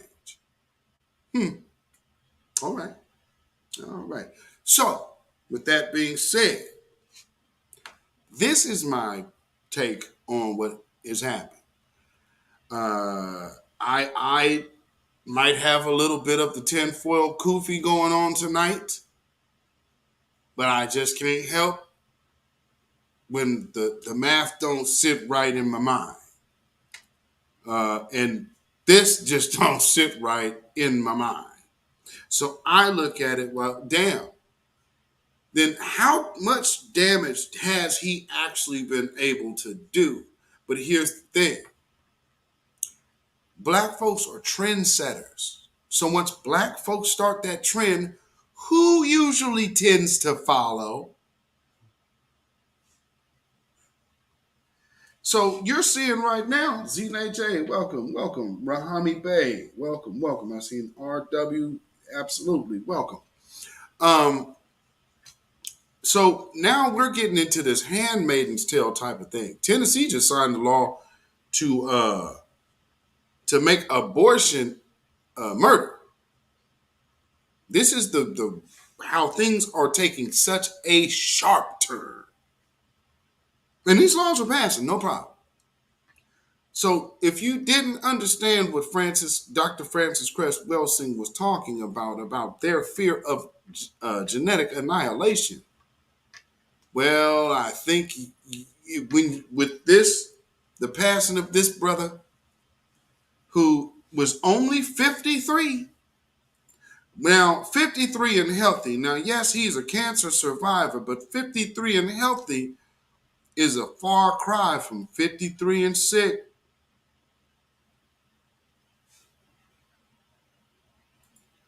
I'm just saying, 53 and sick.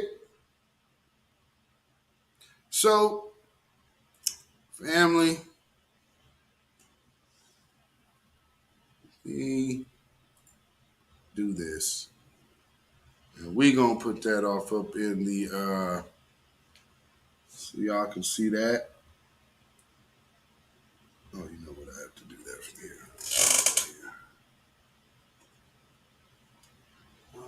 Oh yeah, I see. Yes, and shout out to Mason, Tennessee. I heard they got a new deal, so that's dope. I'm glad that worked out for them. Because, man, them folks out there getting done dirty, and that ain't right at all. So the number to call in is now in the chat. There's pinned to the chat. And I want to hear what y'all's take is on how do you think we repair the relationships and prevent the attacks against our relationships? Because see, right now we could see that like the synthetic G's, those are people that absolutely do not want to see the reemergence of Black relationships. So much so that she's even called for the genocide of Black babies. Then said that that's not what it was, I guess because she's trying to use the white man's excuse of baby deletion of it being something less.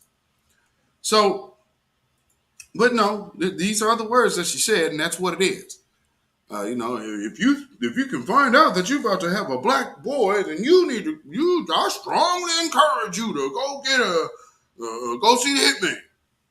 And this is what comes out of a nut like that's mouth. Now, if you're pregnant by a white man, that child is still going to be mixed, ma'am. So you're not going to keep a son by a white man? Do y'all believe she wouldn't do that?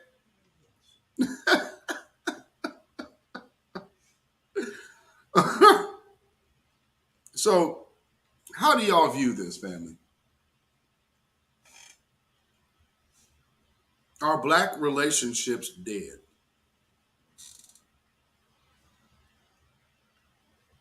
I don't believe we are. I do not believe we are. I believe we are very well capable of repairing our relationships. We just have to really be honest with each other. Now, here's the thing. Some can say and argue that's what he was doing, trying to have an honest dialogue. However, I will say this. It was very lopsided. So when you have a lopsided conversation, things can end up in the realm of confusion. And that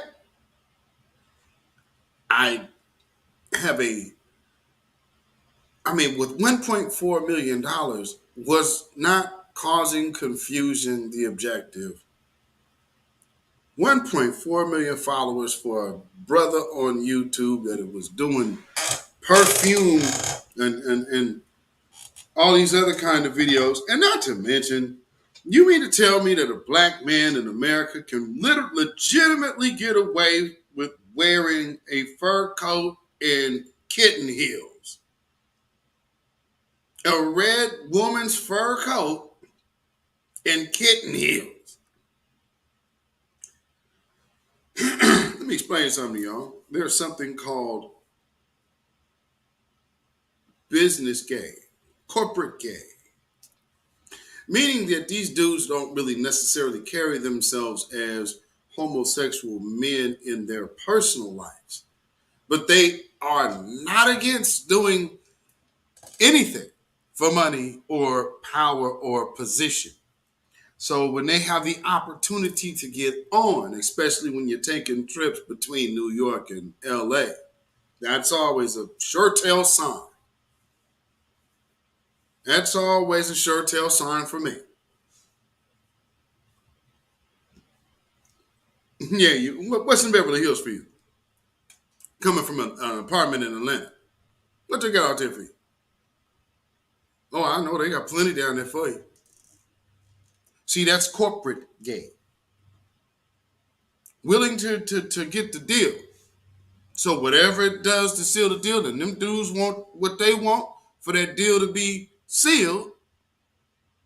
He already told y'all on his broadcast he is well good with doing whatever it takes.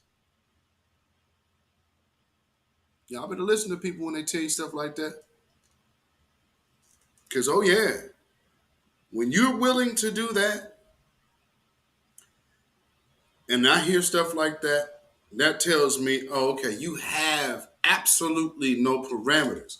You're the ultimate opportunist. I don't know if that necessarily makes you the best relationship guru. It makes you a great hustler. 1.4 million followers. The way he's always racking up that money. Clearly his hustle's superb. And you know how he did it? Whether you like it or not.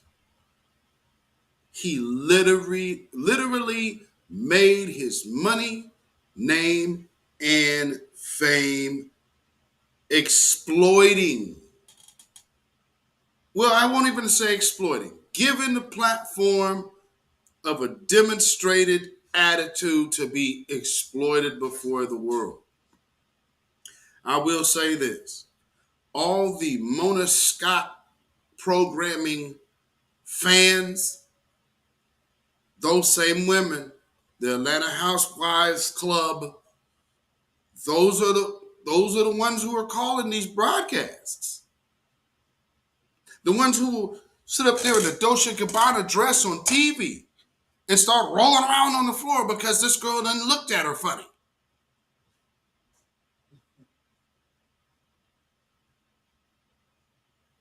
This is where we at. Remember, this is grandma today. This is grandma today. How we fix this? How do we fix this? Now, a man can't just go willy-nilly tell no woman nothing, right?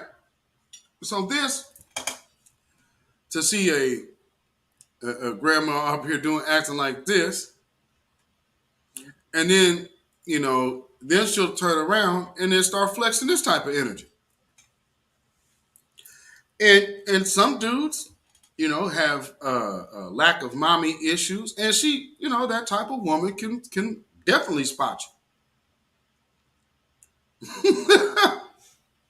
So when you got somebody like that on your back, hey man, the hustle is real. And so it's almost like how people go to you go to training, like a training session for a job. It's almost like it was trained, and again, because the one thing that you don't develop overnight is a perfect presentation.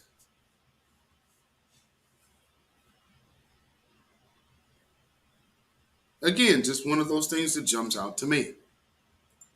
So when I see stuff like that, it's like, who's behind this?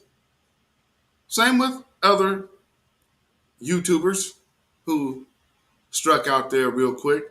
One thing I had to notice, and I was asked about those people before, him, this guy included, and I said, well, they don't talk against white supremacy, that much I can say. That just sticks out to me. I see why he's so popular. I see why this person's so popular. The one thing that they will not talk about, because the bulk of their audience, most of them dudes they lack confidence. They've never really had any swag around women, because you can hear some of these guys call in and talking about, well, yeah, I ain't no simp, but see, man, I had this woman and I was, paying, I was giving all kind of money, man, doing this and that, and she wasn't acting right. We need to reverse back what you just said. So maybe if you walk what you just said backwards, you would come out to the end conclusion to which you started with. And then just take I'm not that part, just remove that.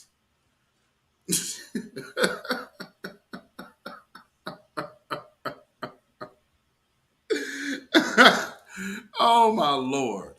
That's almost six to goddess that some cat basically tried to drop that line. Man, no. I'm not a simp. Yeah, he is. First thing out his mouth. I'm not a simp. Okay. It's usually a sure tell sign.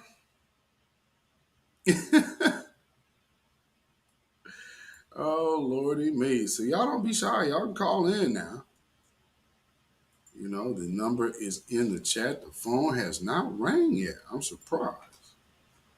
Because we up here talking about this Kevin Samuels situation, and I just want to know, are our relationships salvageable, or are they as dead as he could let on to be? How do we prevent the attack of the anti-Black relationship agenda? Those are things that I would like to know what y'all thoughts are. So I can definitely tell you mine. And if nobody does call in, then I'm gonna just tell you mine. And I might have to do a space on this as well. Doing the space thing was cool. I guess for my first little inaugural space, that was cool. There was about, I guess when I left, a total of 89 people in my little first space. Impromptu. Oh, wait, 84 people. I'm sorry. Not 89, 84. All right.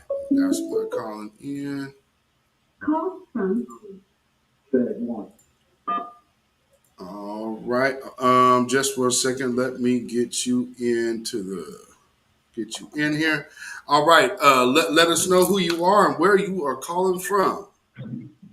Hey, what's good, Beatzilla? Sag One right here from North New Jersey, man. Right on. What's going on, my brother?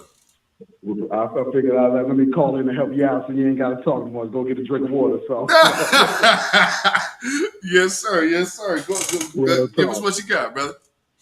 For sure. Ain't nothing as far as what I got or even to conversate on the situation. But, the one thing Kevin Samuels was right about, and a lot of other Black YouTubers that are men and some women were right about, is look at the level of disdain and the disrespect our people have for one of our own for just trying to really educate. Because if all the people I see in the comments, across social media are just saying it was, he was disrespecting Black women, yada, this and that. But hold up a minute. Our people are hard-headed, man. Because we could go back to Farrakhan saying the same thing. When he told Black women, you're lazy, you don't want to cook, you don't want to get in the house, you don't want to do this, but you want a man to take care of you.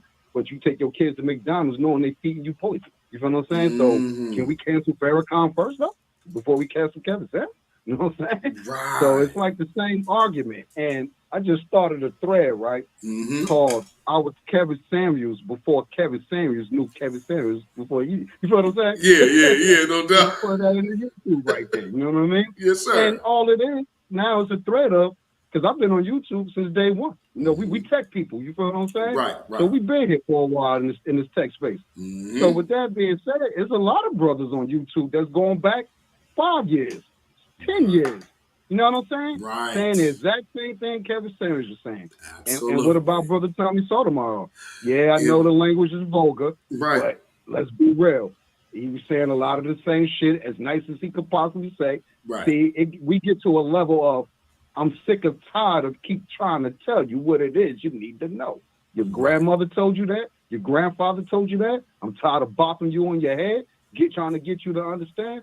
I just got done telling the young brother the exact same fucking thing. Stop coming up with these excuses.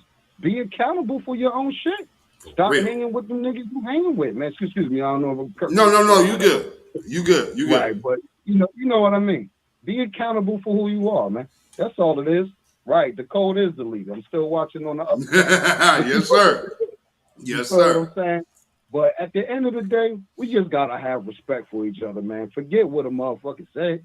You know, that's just a person's opinion, even though it may be factual. You feel what I'm saying? Facts. So with that being said, can we at least respect the brother's family? You feel what I'm saying? Real and not talk shit about him because he do got a kid. You feel what I'm saying? Right. He do got a baby mother or ex-wives now. He do got a mama that's grieving for that brother, yo. Facts. You feel what I'm saying? Facts. And regardless of the way he got called home, it just is what it is. So at the end of the day, don't shoot the messenger. You feel what I'm saying? We want to shoot the messenger and not go at the message. You feel what I'm saying? Yes, sir. So don't get mad at Kevin Samuels. He's just a prophet of many people that's going to come through your life. You know what I'm saying? And tell you, hey, look, this is what you're supposed to be doing with yourself. Real Not talk. that other stuff, man. Well, I guess sometimes we just don't be wanting to listen, man. Ain't that the truth, brother? I totally appreciate it. Appreciate the call, man. Appreciate you, yes, my brother. sir. Keep yes, up the sir. good work, man. You know what I'm saying? Keep up the good work. Absolutely, man. Thank you for your support, brother. Sure. B1. And look, hold up go a ahead. minute. Go ahead. Reparations is the leader, man. Facts. Reparations is the leader. You know, everything that we hearing out here, you know, and I'll tell brothers and sisters too. You know, the whole like ADOS, FBA, Freeman shit, that shit is out of hand at this point. That's like gang shit. Black people first. You feel what I'm saying? Reparations second. Then we can secure the fucking tribe. You feel what I'm saying? Yes. You feel me? Yes. Word up. So at the end of the day, reparations is the goal. Tell your fucking friends, family, fucking white homies, tell everybody. You know what I'm saying? Because at the end of the day, we ain't surviving out here right now. We actually fucking losing on a mass scale. But I drop the mic, man. Peace. Man, appreciate it. B1, brother. B1. I got you, my brother. Man, DJ Segwan. Yes, sir. That is what's up. Man, and I think when you have a message like what Kevin Samuels has, the message itself, and he refers to Shahrazad Ali often, and then also Dr. Hare. There's plenty of women, and we got some of these young sisters coming up on the femininity tip. You got Crimson Cure that might be she's for the more as you're moving on your feminine journey. She would be more for the pros. You know what I'm saying? But we have Sister ZZ, and we also have Six the Goddess. So if you are familiar with these other two, they do the more in that, like, so ZZ's the younger one. She's kind of moving in her feminine journey, as she says. Then of course you have Six, which is the I'd say the upper echelon of instruction on femininity and being able to keep it classy while keeping it sexy. So you get, I guess, the best of both worlds.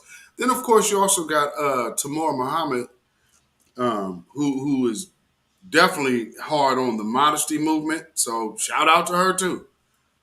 We got another call in. All right. Let me get you up in here. Let them know who you are and where you are calling from, my brother. Hey, Big B1 salute to you, beatzillapdx yes, official. This is Black Voltron Reloaded. How you doing? Coming out down south from you in this West Coast in California. Facts. Yes, sir. Business in the morning. Yes, sir. And I'm looking at this this Kevin Samuels thing, dude, and just the vitriol coming out, man. From a guy that, I posted on Twitter, man. I'm just like observing this shit. Right. And this dude didn't hurt you personally. Right. He didn't run up and rape your wife or, rape you, molest your children, cause genocide throughout the world. or just do a drive-by shooting on you. Facts. You know, he just stated his opinion. Right. There's this thing called, an off button, or you can switch the channel.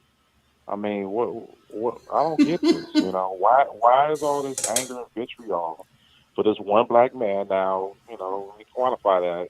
I didn't agree with him. Right. You know what I'm saying? I thought the message was, kind of a little basic and stuff. And, no I doubt. figured he was, he put a little extra into it. He was being extra and, Right. getting a little clown on and stuff like that. But I do remember, Tariq Nasheed doing the same thing, like 20 years before that. And if we really get down to it, the basis of Kevin Samuel's message actually came from, when the brother said was talking about Farrakhan, Dr. Khalid Muhammad, Dr. Francis Cress Welsing, and mainly, Sister Shahrazad Ali. I mean, when Black Man Died Down the Side of Black Woman came out in '89, man, I was down south going to school, at the HBC. And that shit dropped like that was viral before it was viral. Woo, wasn't it? The sisters went ape shit over that. Ape shit over that book. You got that book? How could you? I'm like, what's the problem? You know what I'm saying? It's a book. It's somebody's opinion. That's just spreading all around, everywhere. You really believe that? I'm like, that woman says you should slap a woman. I'm like, if she get in my face, I ain't gonna let her just beat the shit out of me, stab me, and shoot me. I'm like, I'm gonna defend myself. Right. You can't hit a girl. The hell I can't. That was the line, man. Don't be that. So, right. It's like you gonna just become a victim. So right. You gonna end up but like be the attacker at the same time. And no thanks. That's what this misplaced feminazi babble is. It's been fucking up. Our black community for the last 55, 60 years, along with the Roe v. Wade and, abortion, which has killed 16 to 30 million black babies in these United States, mostly foundational black American babies. And, what did Kevin Samuel say that was offensive to you? If you're over 35 and you got kids and you're overweight, yeah, you're going to be lost because maybe when you was 25, you should have been using your vagina as a sexual thrill ride, being a city girl, getting your fuck on and shit like that. Maybe you should have been planning more towards the future, being that you have a finite time for bearing children. Real talk. I mean, you didn't need you didn't need anybody to hold your hand to tell you that. You knew when you was menstruating, your clock was ticking, and you got finite time to, if you're serious, to, find a quality man, and I'm in quality, a protective provider, somebody who's gonna give you direction, correction, instruction, and somebody who's gonna be a man and a great father to raise your children that you plan on birthing within your family, within the institution of marriage. Yes, indeed. So I mean, what was he saying that? Anybody else has said, especially since he was getting his talking points from Jason Black. Exactly. Let's be 100 about that. He was getting all this shit from the business. Right. On the Black channel and stuff, and probably a few other places. But, I couldn't co-sign, him co-signing that, them white dudes. How do you get game from white folks and stuff? Maybe I just grew up from sitting there, from the town, the pimps and the players, stuff. real. And people with gangs and homies and shit. For real. You getting from a white boy. That's what turned me all the way off. It's like, you lionizing, yes. All these white dudes. I'm like, who the fuck are these motherfuckers and stuff? They late. Real talk. They real late to talk. the game. So at the same time, like you said, this man had a mother, he had a daughter, he had people that loved him, I don't know if he had a sister, brothers or whatever, but cousins, family, uncles. But he was an influential black man. And I looked at the whole thing as he's a proxy for black men. Facts. All black men. Facts. Not just, okay, this is the manosphere and, a bunch of black incels and blah, blah, blah. No, he's a proxy for, wealthy, powerful, influential black men. Exactly. Who is making a change in, not only in black society, but in society, world society, if you think about it online. And, they look at this, you know, these I don't know what to call these crazy heifers and stuff. It's like it bad shit crazy, dude. It's like, you know, I'm glad he dead. You know, too bad he didn't die. This is Sister Girl Magic. I'm like, wow. And then 2 days, you know, in 2 days, you gonna want the maximum amount of respect on Mother's Day. And I'm like, bitch, for what? You wishing death on a black man, but you want absolute respect on a made up white holiday and stuff like that. You know, as a so-called mother, when really you're not displaying any qualities that would make you a sophisticated, classy lady, number one, or, you know, have any type of traits that would be motherly and have any maternal instincts. You don't want, you know, is that how you know, show your children how to have respect for people, by wishing death and destruction on a black man because he's being like his opinion? His opinion, man. His opinion. You know, where are those motherly traits at? Where are those ladylike traits at? I don't see it. So, you know, I think this is great that, you know, they've exposed themselves. And unfortunately, I see a lot of so-called, you know, pro-black B1 sister girls out here doing the same shit, wishing death and destruction, and a bunch of, you know, beta male Negroes and shit, you know, bitch made niggas and shit, doing the same fucking thing. It's like, that nigga ain't got no power over you. It's like, turn the nigga off if you don't want to listen to him. So, you know, it's a lot of weak energy, man. And it's like, you know, this is part of the cleansing we're having as a black community, specifically the Foundation of Black Americans, to identify, expose, and, you know, like white blood cells and shit, clean these niggas out of our place. And unfortunately, you know, the you know, securing the tribe is, you know, is getting smaller and smaller because we got some toxic people and dangerous people within our mix, and unfortunately, and a lot of them probably are our families and stuff too. No doubt. So we need a serious cleansing, and I think his passing, you know, is only serving to expose the problem we have in the community and exactly what we need to fix. Right. You know. So I'll let it go on that, man. Thanks for having me, and be one to the fullest. Absolutely. Be one, brother. Appreciate it. All right. All right. Shout out to Black Voltron. Always with the heavy take. Always on point. So again, you know, just looking at this situation with all the anger and the vitriol that came out, one has to wonder, man.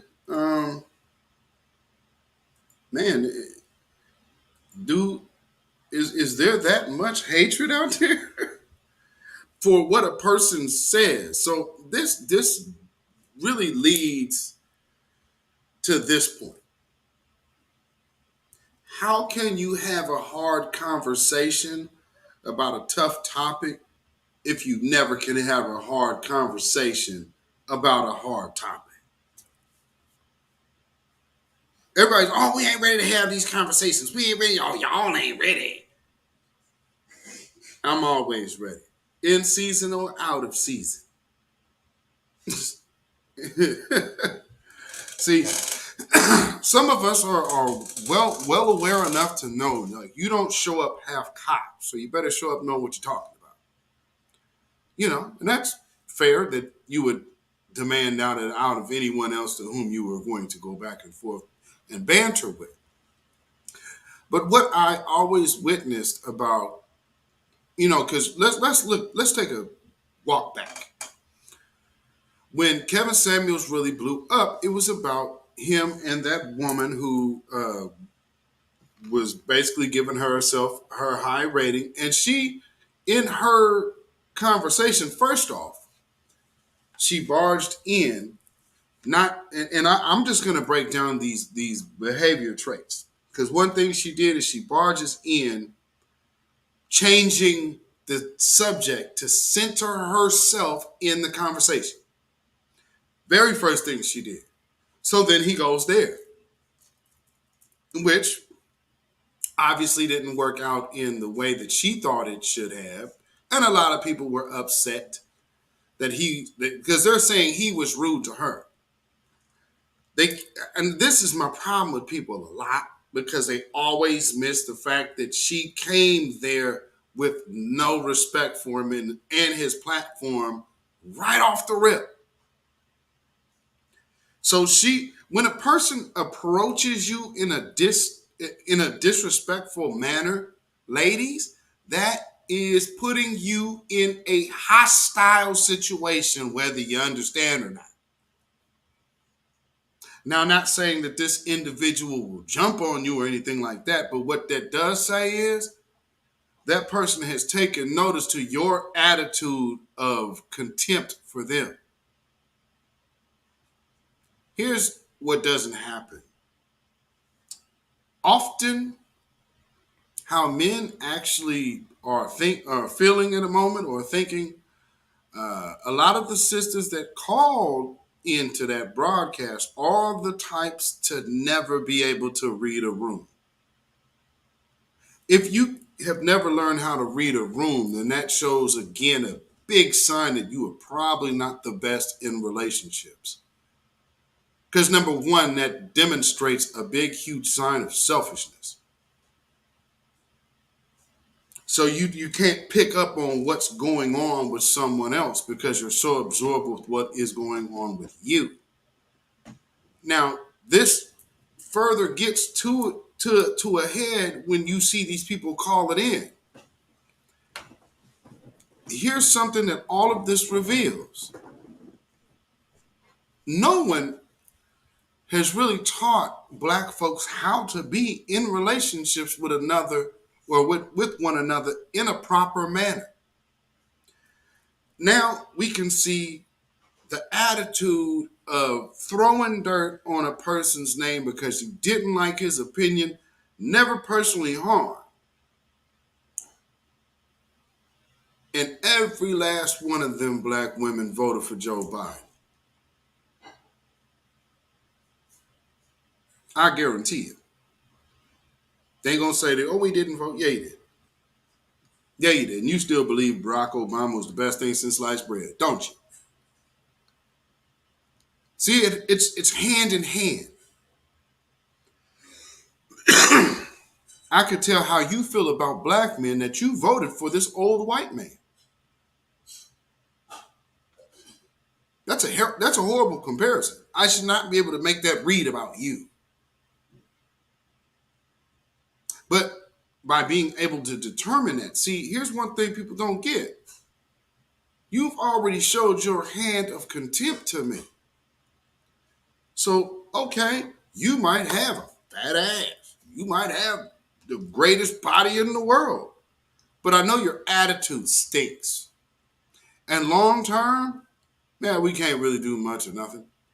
Oh, you're a worker bee? Well, okay. Well, you'll be a good producer for a child. Now, I won't be able to be married. Now, see, this is where the man's responsibility comes in. Now, as a man, you have to understand, I see what I see, and I see how far this can go. I'm not choosing this woman to marry. I may get her knocked up because I keep pouncing on the monkey all the time, but I'm not finna sit up here. I'm not trying to marry her. Now, this is the choice of being responsible with your seed. You ain't trying to marry? Man, you too old to be playing games over there then, player. Yeah, if you're 20, 21, all right, that's still a little long in the tooth to still not understand better to me. But I will say there are certain understandings that I absolutely expect at a middle-aged individual. And those are the people who are calling into his broadcasts between the ages of about 32 up to 60. I mean, you got a woman over 50 up there calling mad because he's saying, oh, well, it's over. Well, you single now. I mean, so it's not like he's telling you something that you're not actively living at the present moment. That's another part of what we're dealing with. You're hating somebody so much that you wish death on a person who actually told you the truth. And not told you the truth because he knows you. He just told you the truth by the tools that you have supplied him with your presence. Number one, because what that shows is Kevin Samuels could just drive down the freeway of a field of women and throw a rock into a field, and he will always know where his rock landed.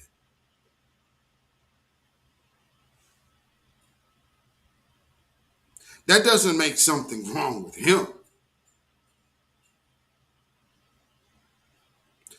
He's not saying genocide or anything. He's saying change your attitude. And your attitude about a great many things. Number one, men are about respect. If you think men are different than that, then someone has misinformed you. Here's the other thing. I understand, a lot of people, and in this, because me and my wife was just talking about this here recently.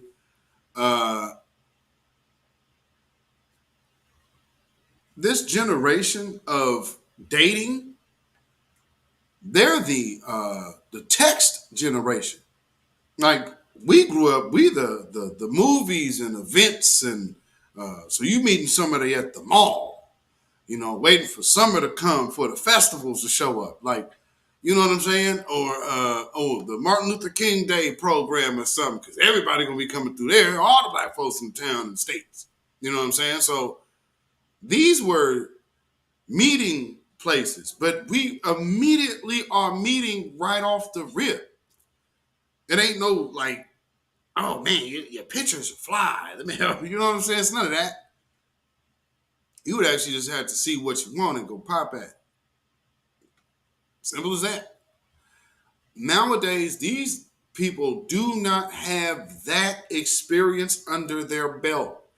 This is where it's really hampered men. It is really strongly hampered men there. And then this tech, because women can always be women. You can just go ahead and be cute and post a picture. Man got to have some kind of interesting presentation. And, if you have never had that interaction, which again, we grew up in such a time to where we had so much interaction with the opposite sex, even that we're not even dealing with, but just the availability of all that different female perspective being available at a question's distance. Man, that's light years different between what these people are on now. This is ooh, I liked your pictures. Ooh, I seen you like 5 of my pictures. What's happening? That's a huge difference. So basically, you took all of the alpha out of the dating scene. And so you got a whole bunch of people who are just like, once they start even dealing with you, that's all brand new. No preparation. Like we grew up in a era of preparation. This is just like, hey, you were born yesterday, you cracked your egg, we're going to kick you out of the nest today. Hey, welcome world. I mean, man, that's kind of where we are right now. So what do? Are we okay at just watching people have so much anger towards another person that look just like them, but those same people will tell us that we got to vote for no tangibles?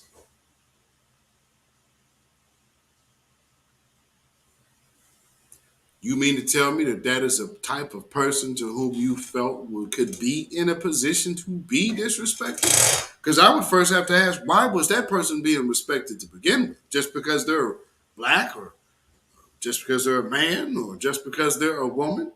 Yeah, you have a basic level of respect. But here's another thing.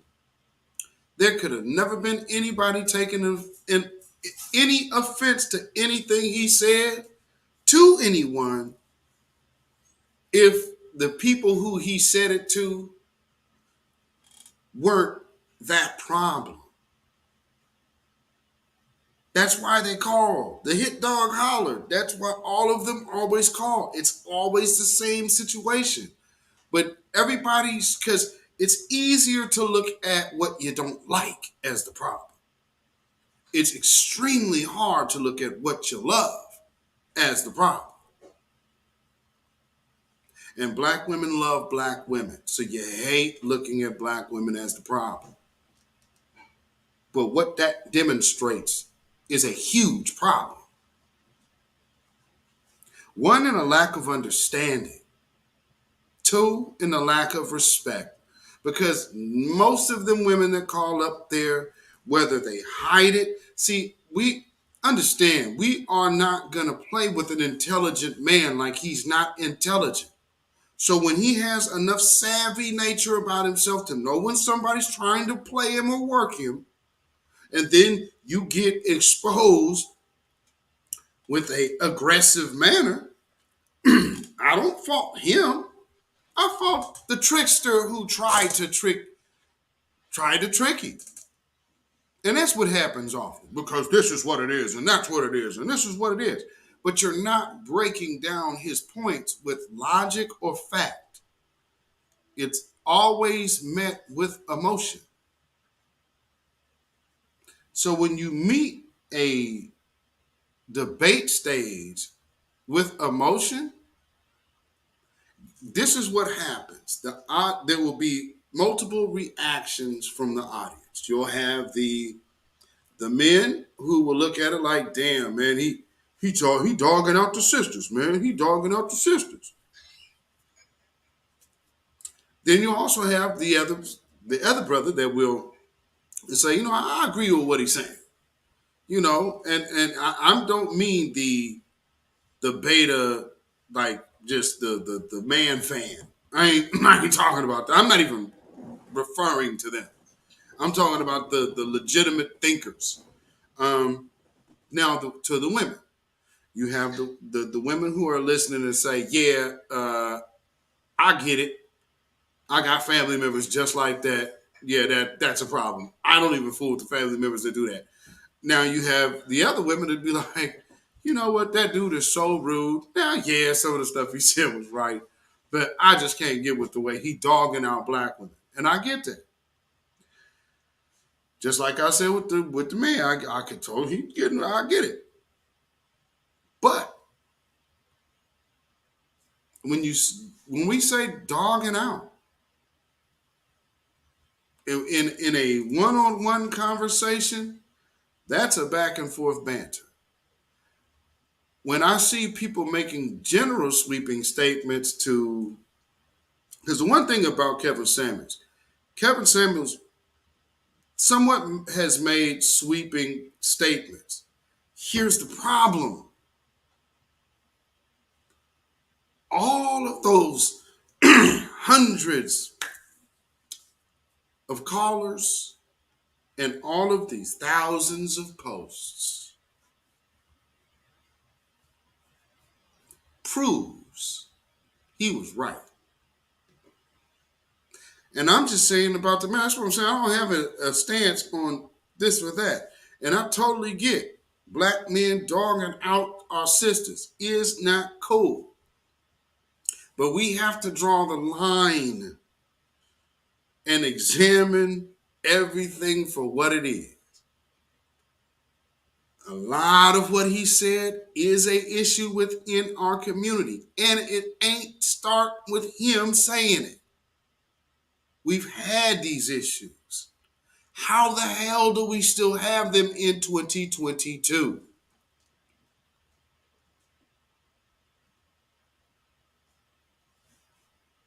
People really do tend to fight against healing. I hope that you guys see that part. You understand what I'm saying? People definitely hate. Have more hate than they got love. And you hate hearing, hey, this is the condition you're in.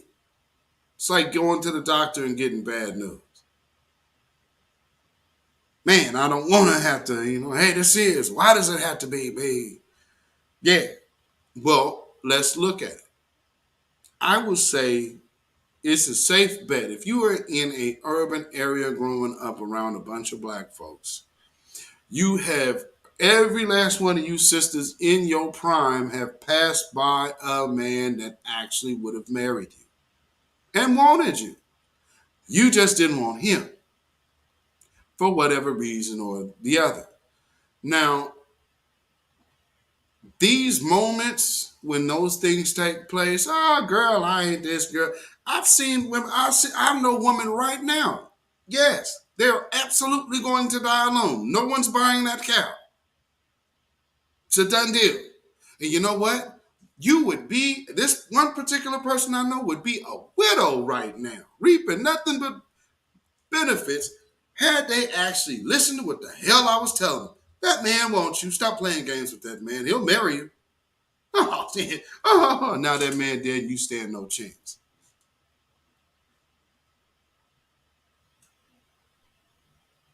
See, what they tell you is the truth hurts.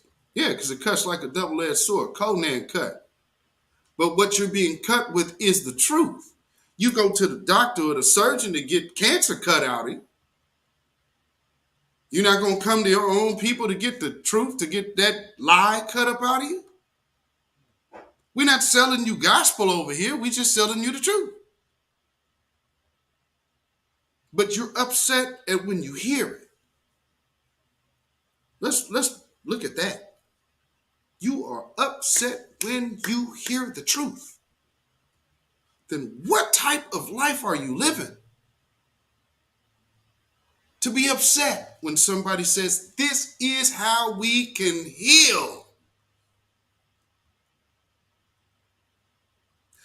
I'll tell you what, selfishness, that's why.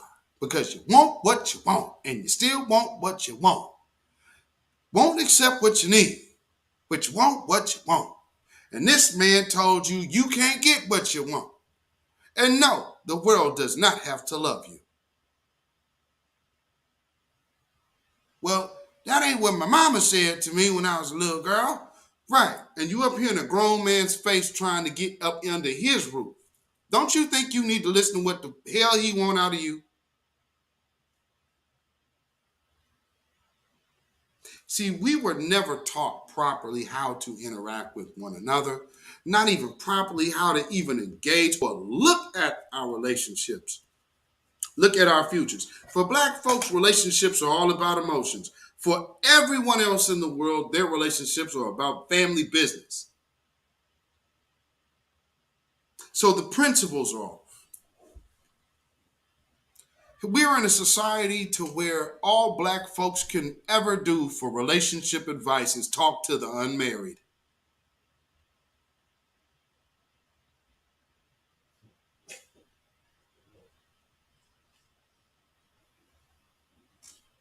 Got all the advice in the world to tell you how to still be single while they single. Here's a married man.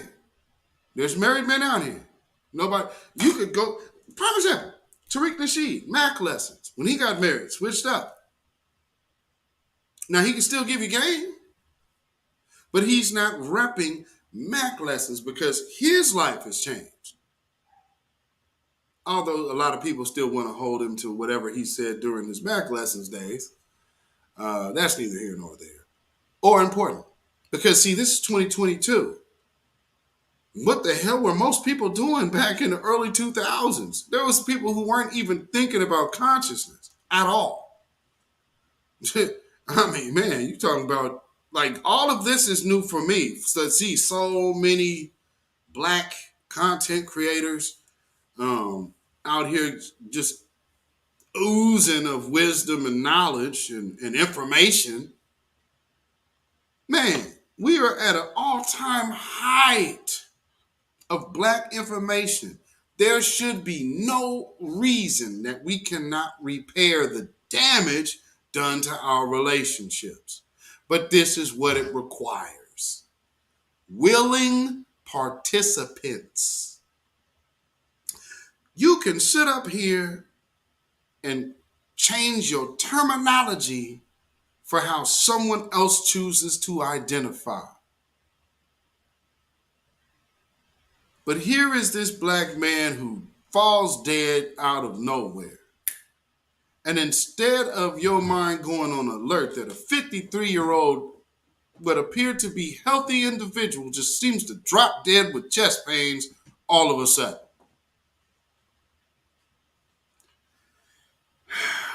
Here's the other part. I would have to suspect all of you probably have the same condition. Because if you voted for Joe Biden, then I'm sure that you were in that line as well. So before you get too happy that your great nemesis king is dead,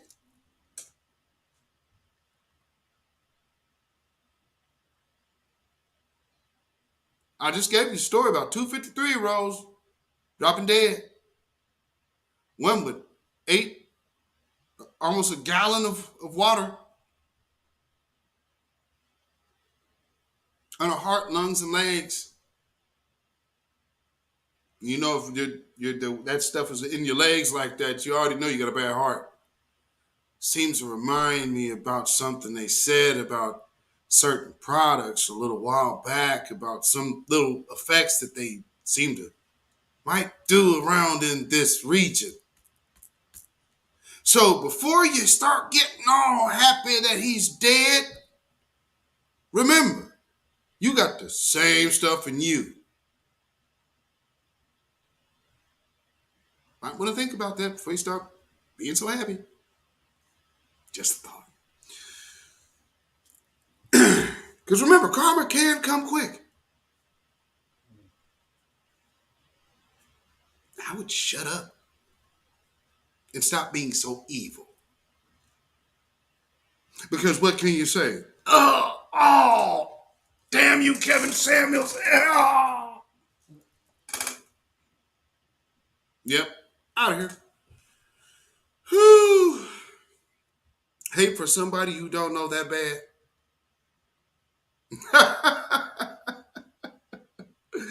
No. Let me tell y'all something, man. We have to do better as a people, but we have to be willing to accept the truth when it's given to us. And we definitely have to get off of this delivery things because we are not children. Yeah, people can be harsh, people can be rough in delivery, but no one has to like you. And we are in a do or die situation. We have no time to talk nice. We only have time to get it right and quickly and fast as possible. When you see your enemy, go on alert and start shutting down the one thing that they have held so dear for so long, the joy of death in abortion clinics. When these people, these death chasers, are willing to shut the doors on the house of death,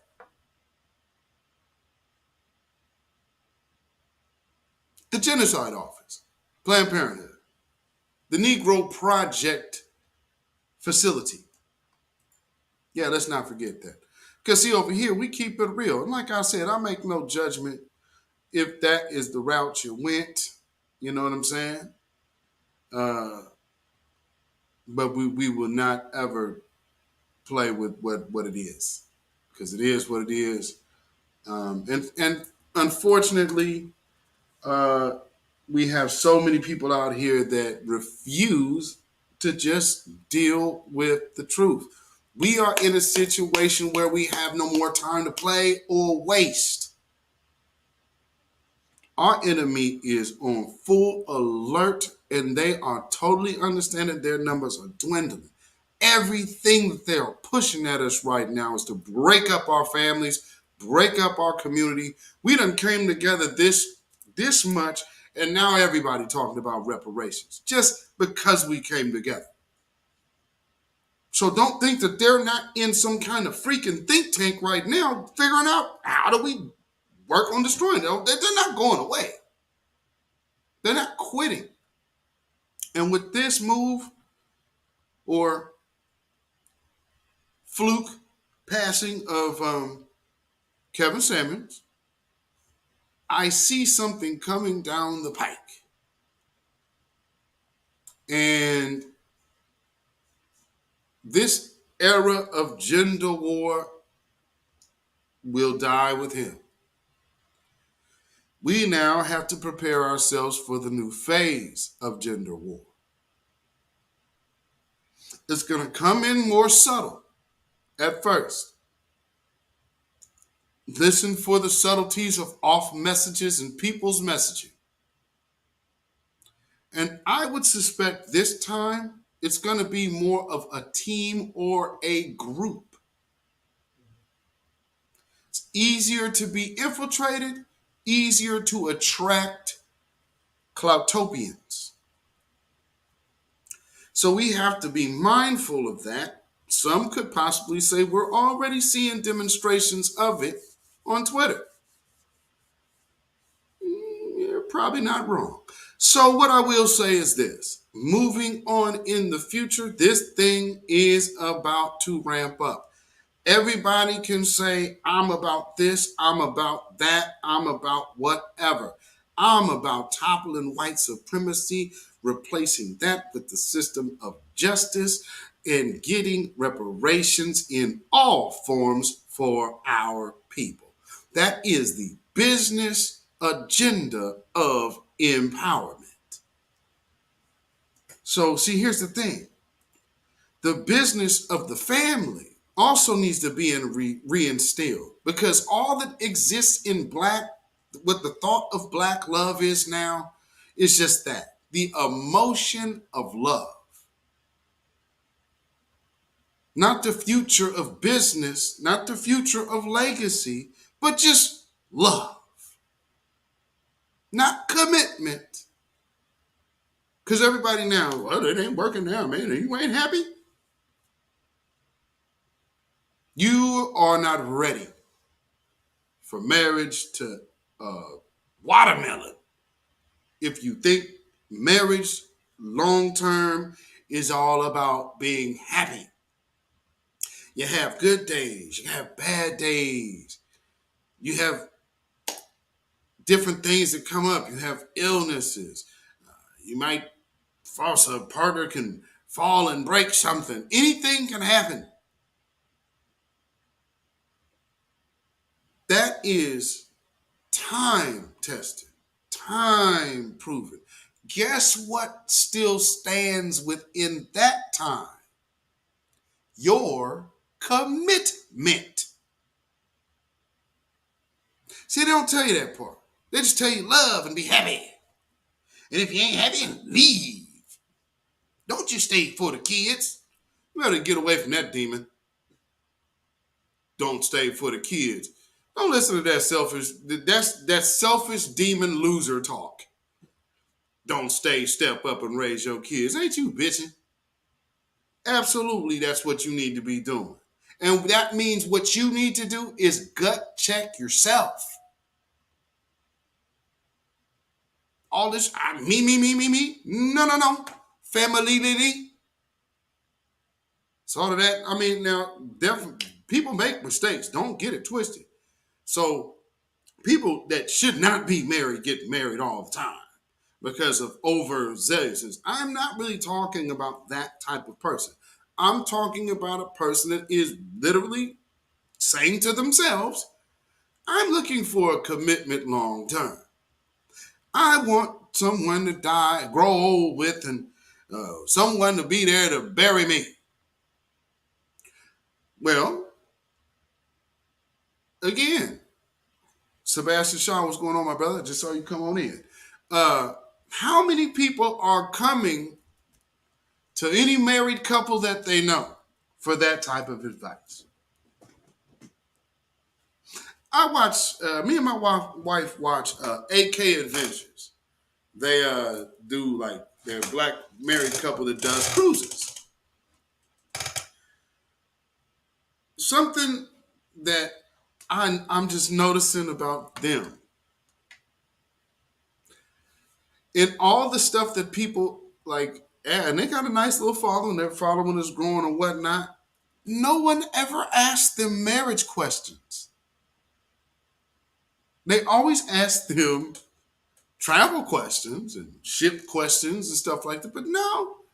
And you can see over the course of their YouTube career that they've been married for a few years, but still, that is not where people mind first goes. Seeing a black man and a black woman married, traveling. Ain't that something? See, that's speaking to a condition. And that condition has to absolutely be reversed. And, you know, I hope that everybody can understand what I'm saying. You did. Thank you, RW, for coming into the chat. I appreciate it. And all the people who were first timers in this chat tonight, I appreciate it. Thank you. Thank you. Thank you. And also DJ Sagwan for calling in, and Black Voltron Reloaded for calling in. And family, you know, we are going to get this thing together. We are going to draw nearer to one another because it's necessary. I'm gonna go ahead and take that off now. I can remove that. Unpin. So go ahead and close that. So we will get ready to ride up out of here, but we are definitely going to be revisiting this conversation. I will be doing more Twitter space, and I actually did mention that, not knowing the scenario or situation at the time when we were literally doing the space. That's crazy. So yeah, I guess now I really do have to get into. It now holds that much more validity. It does something.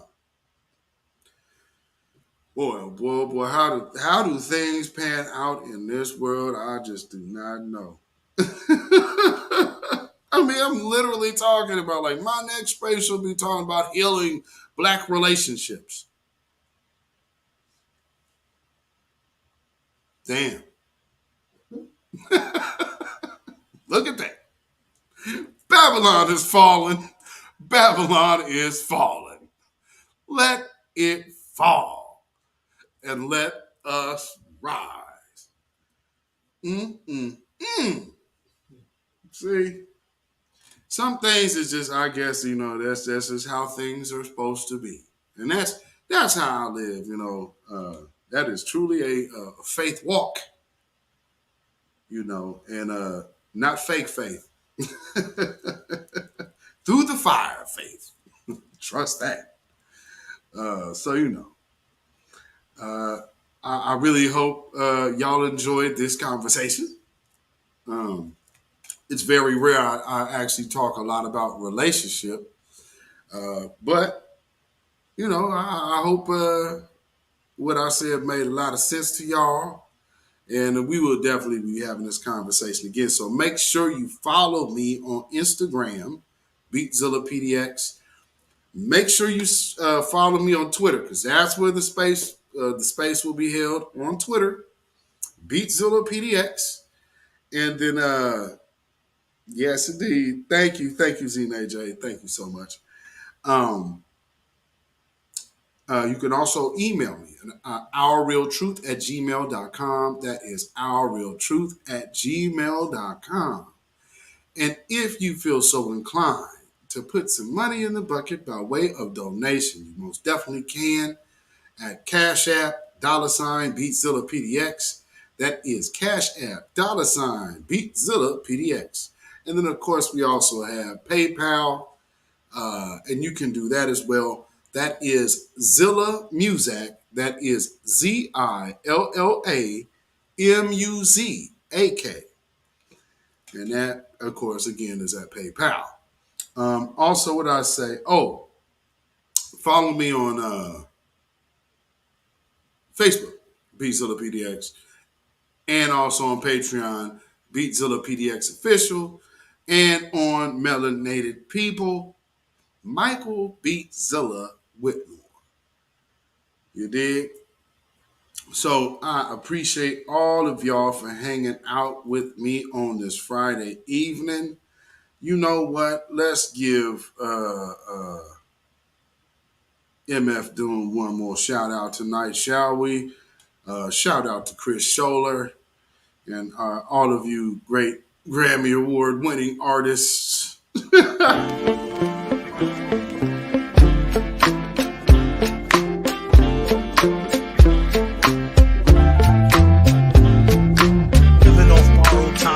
Tick faster.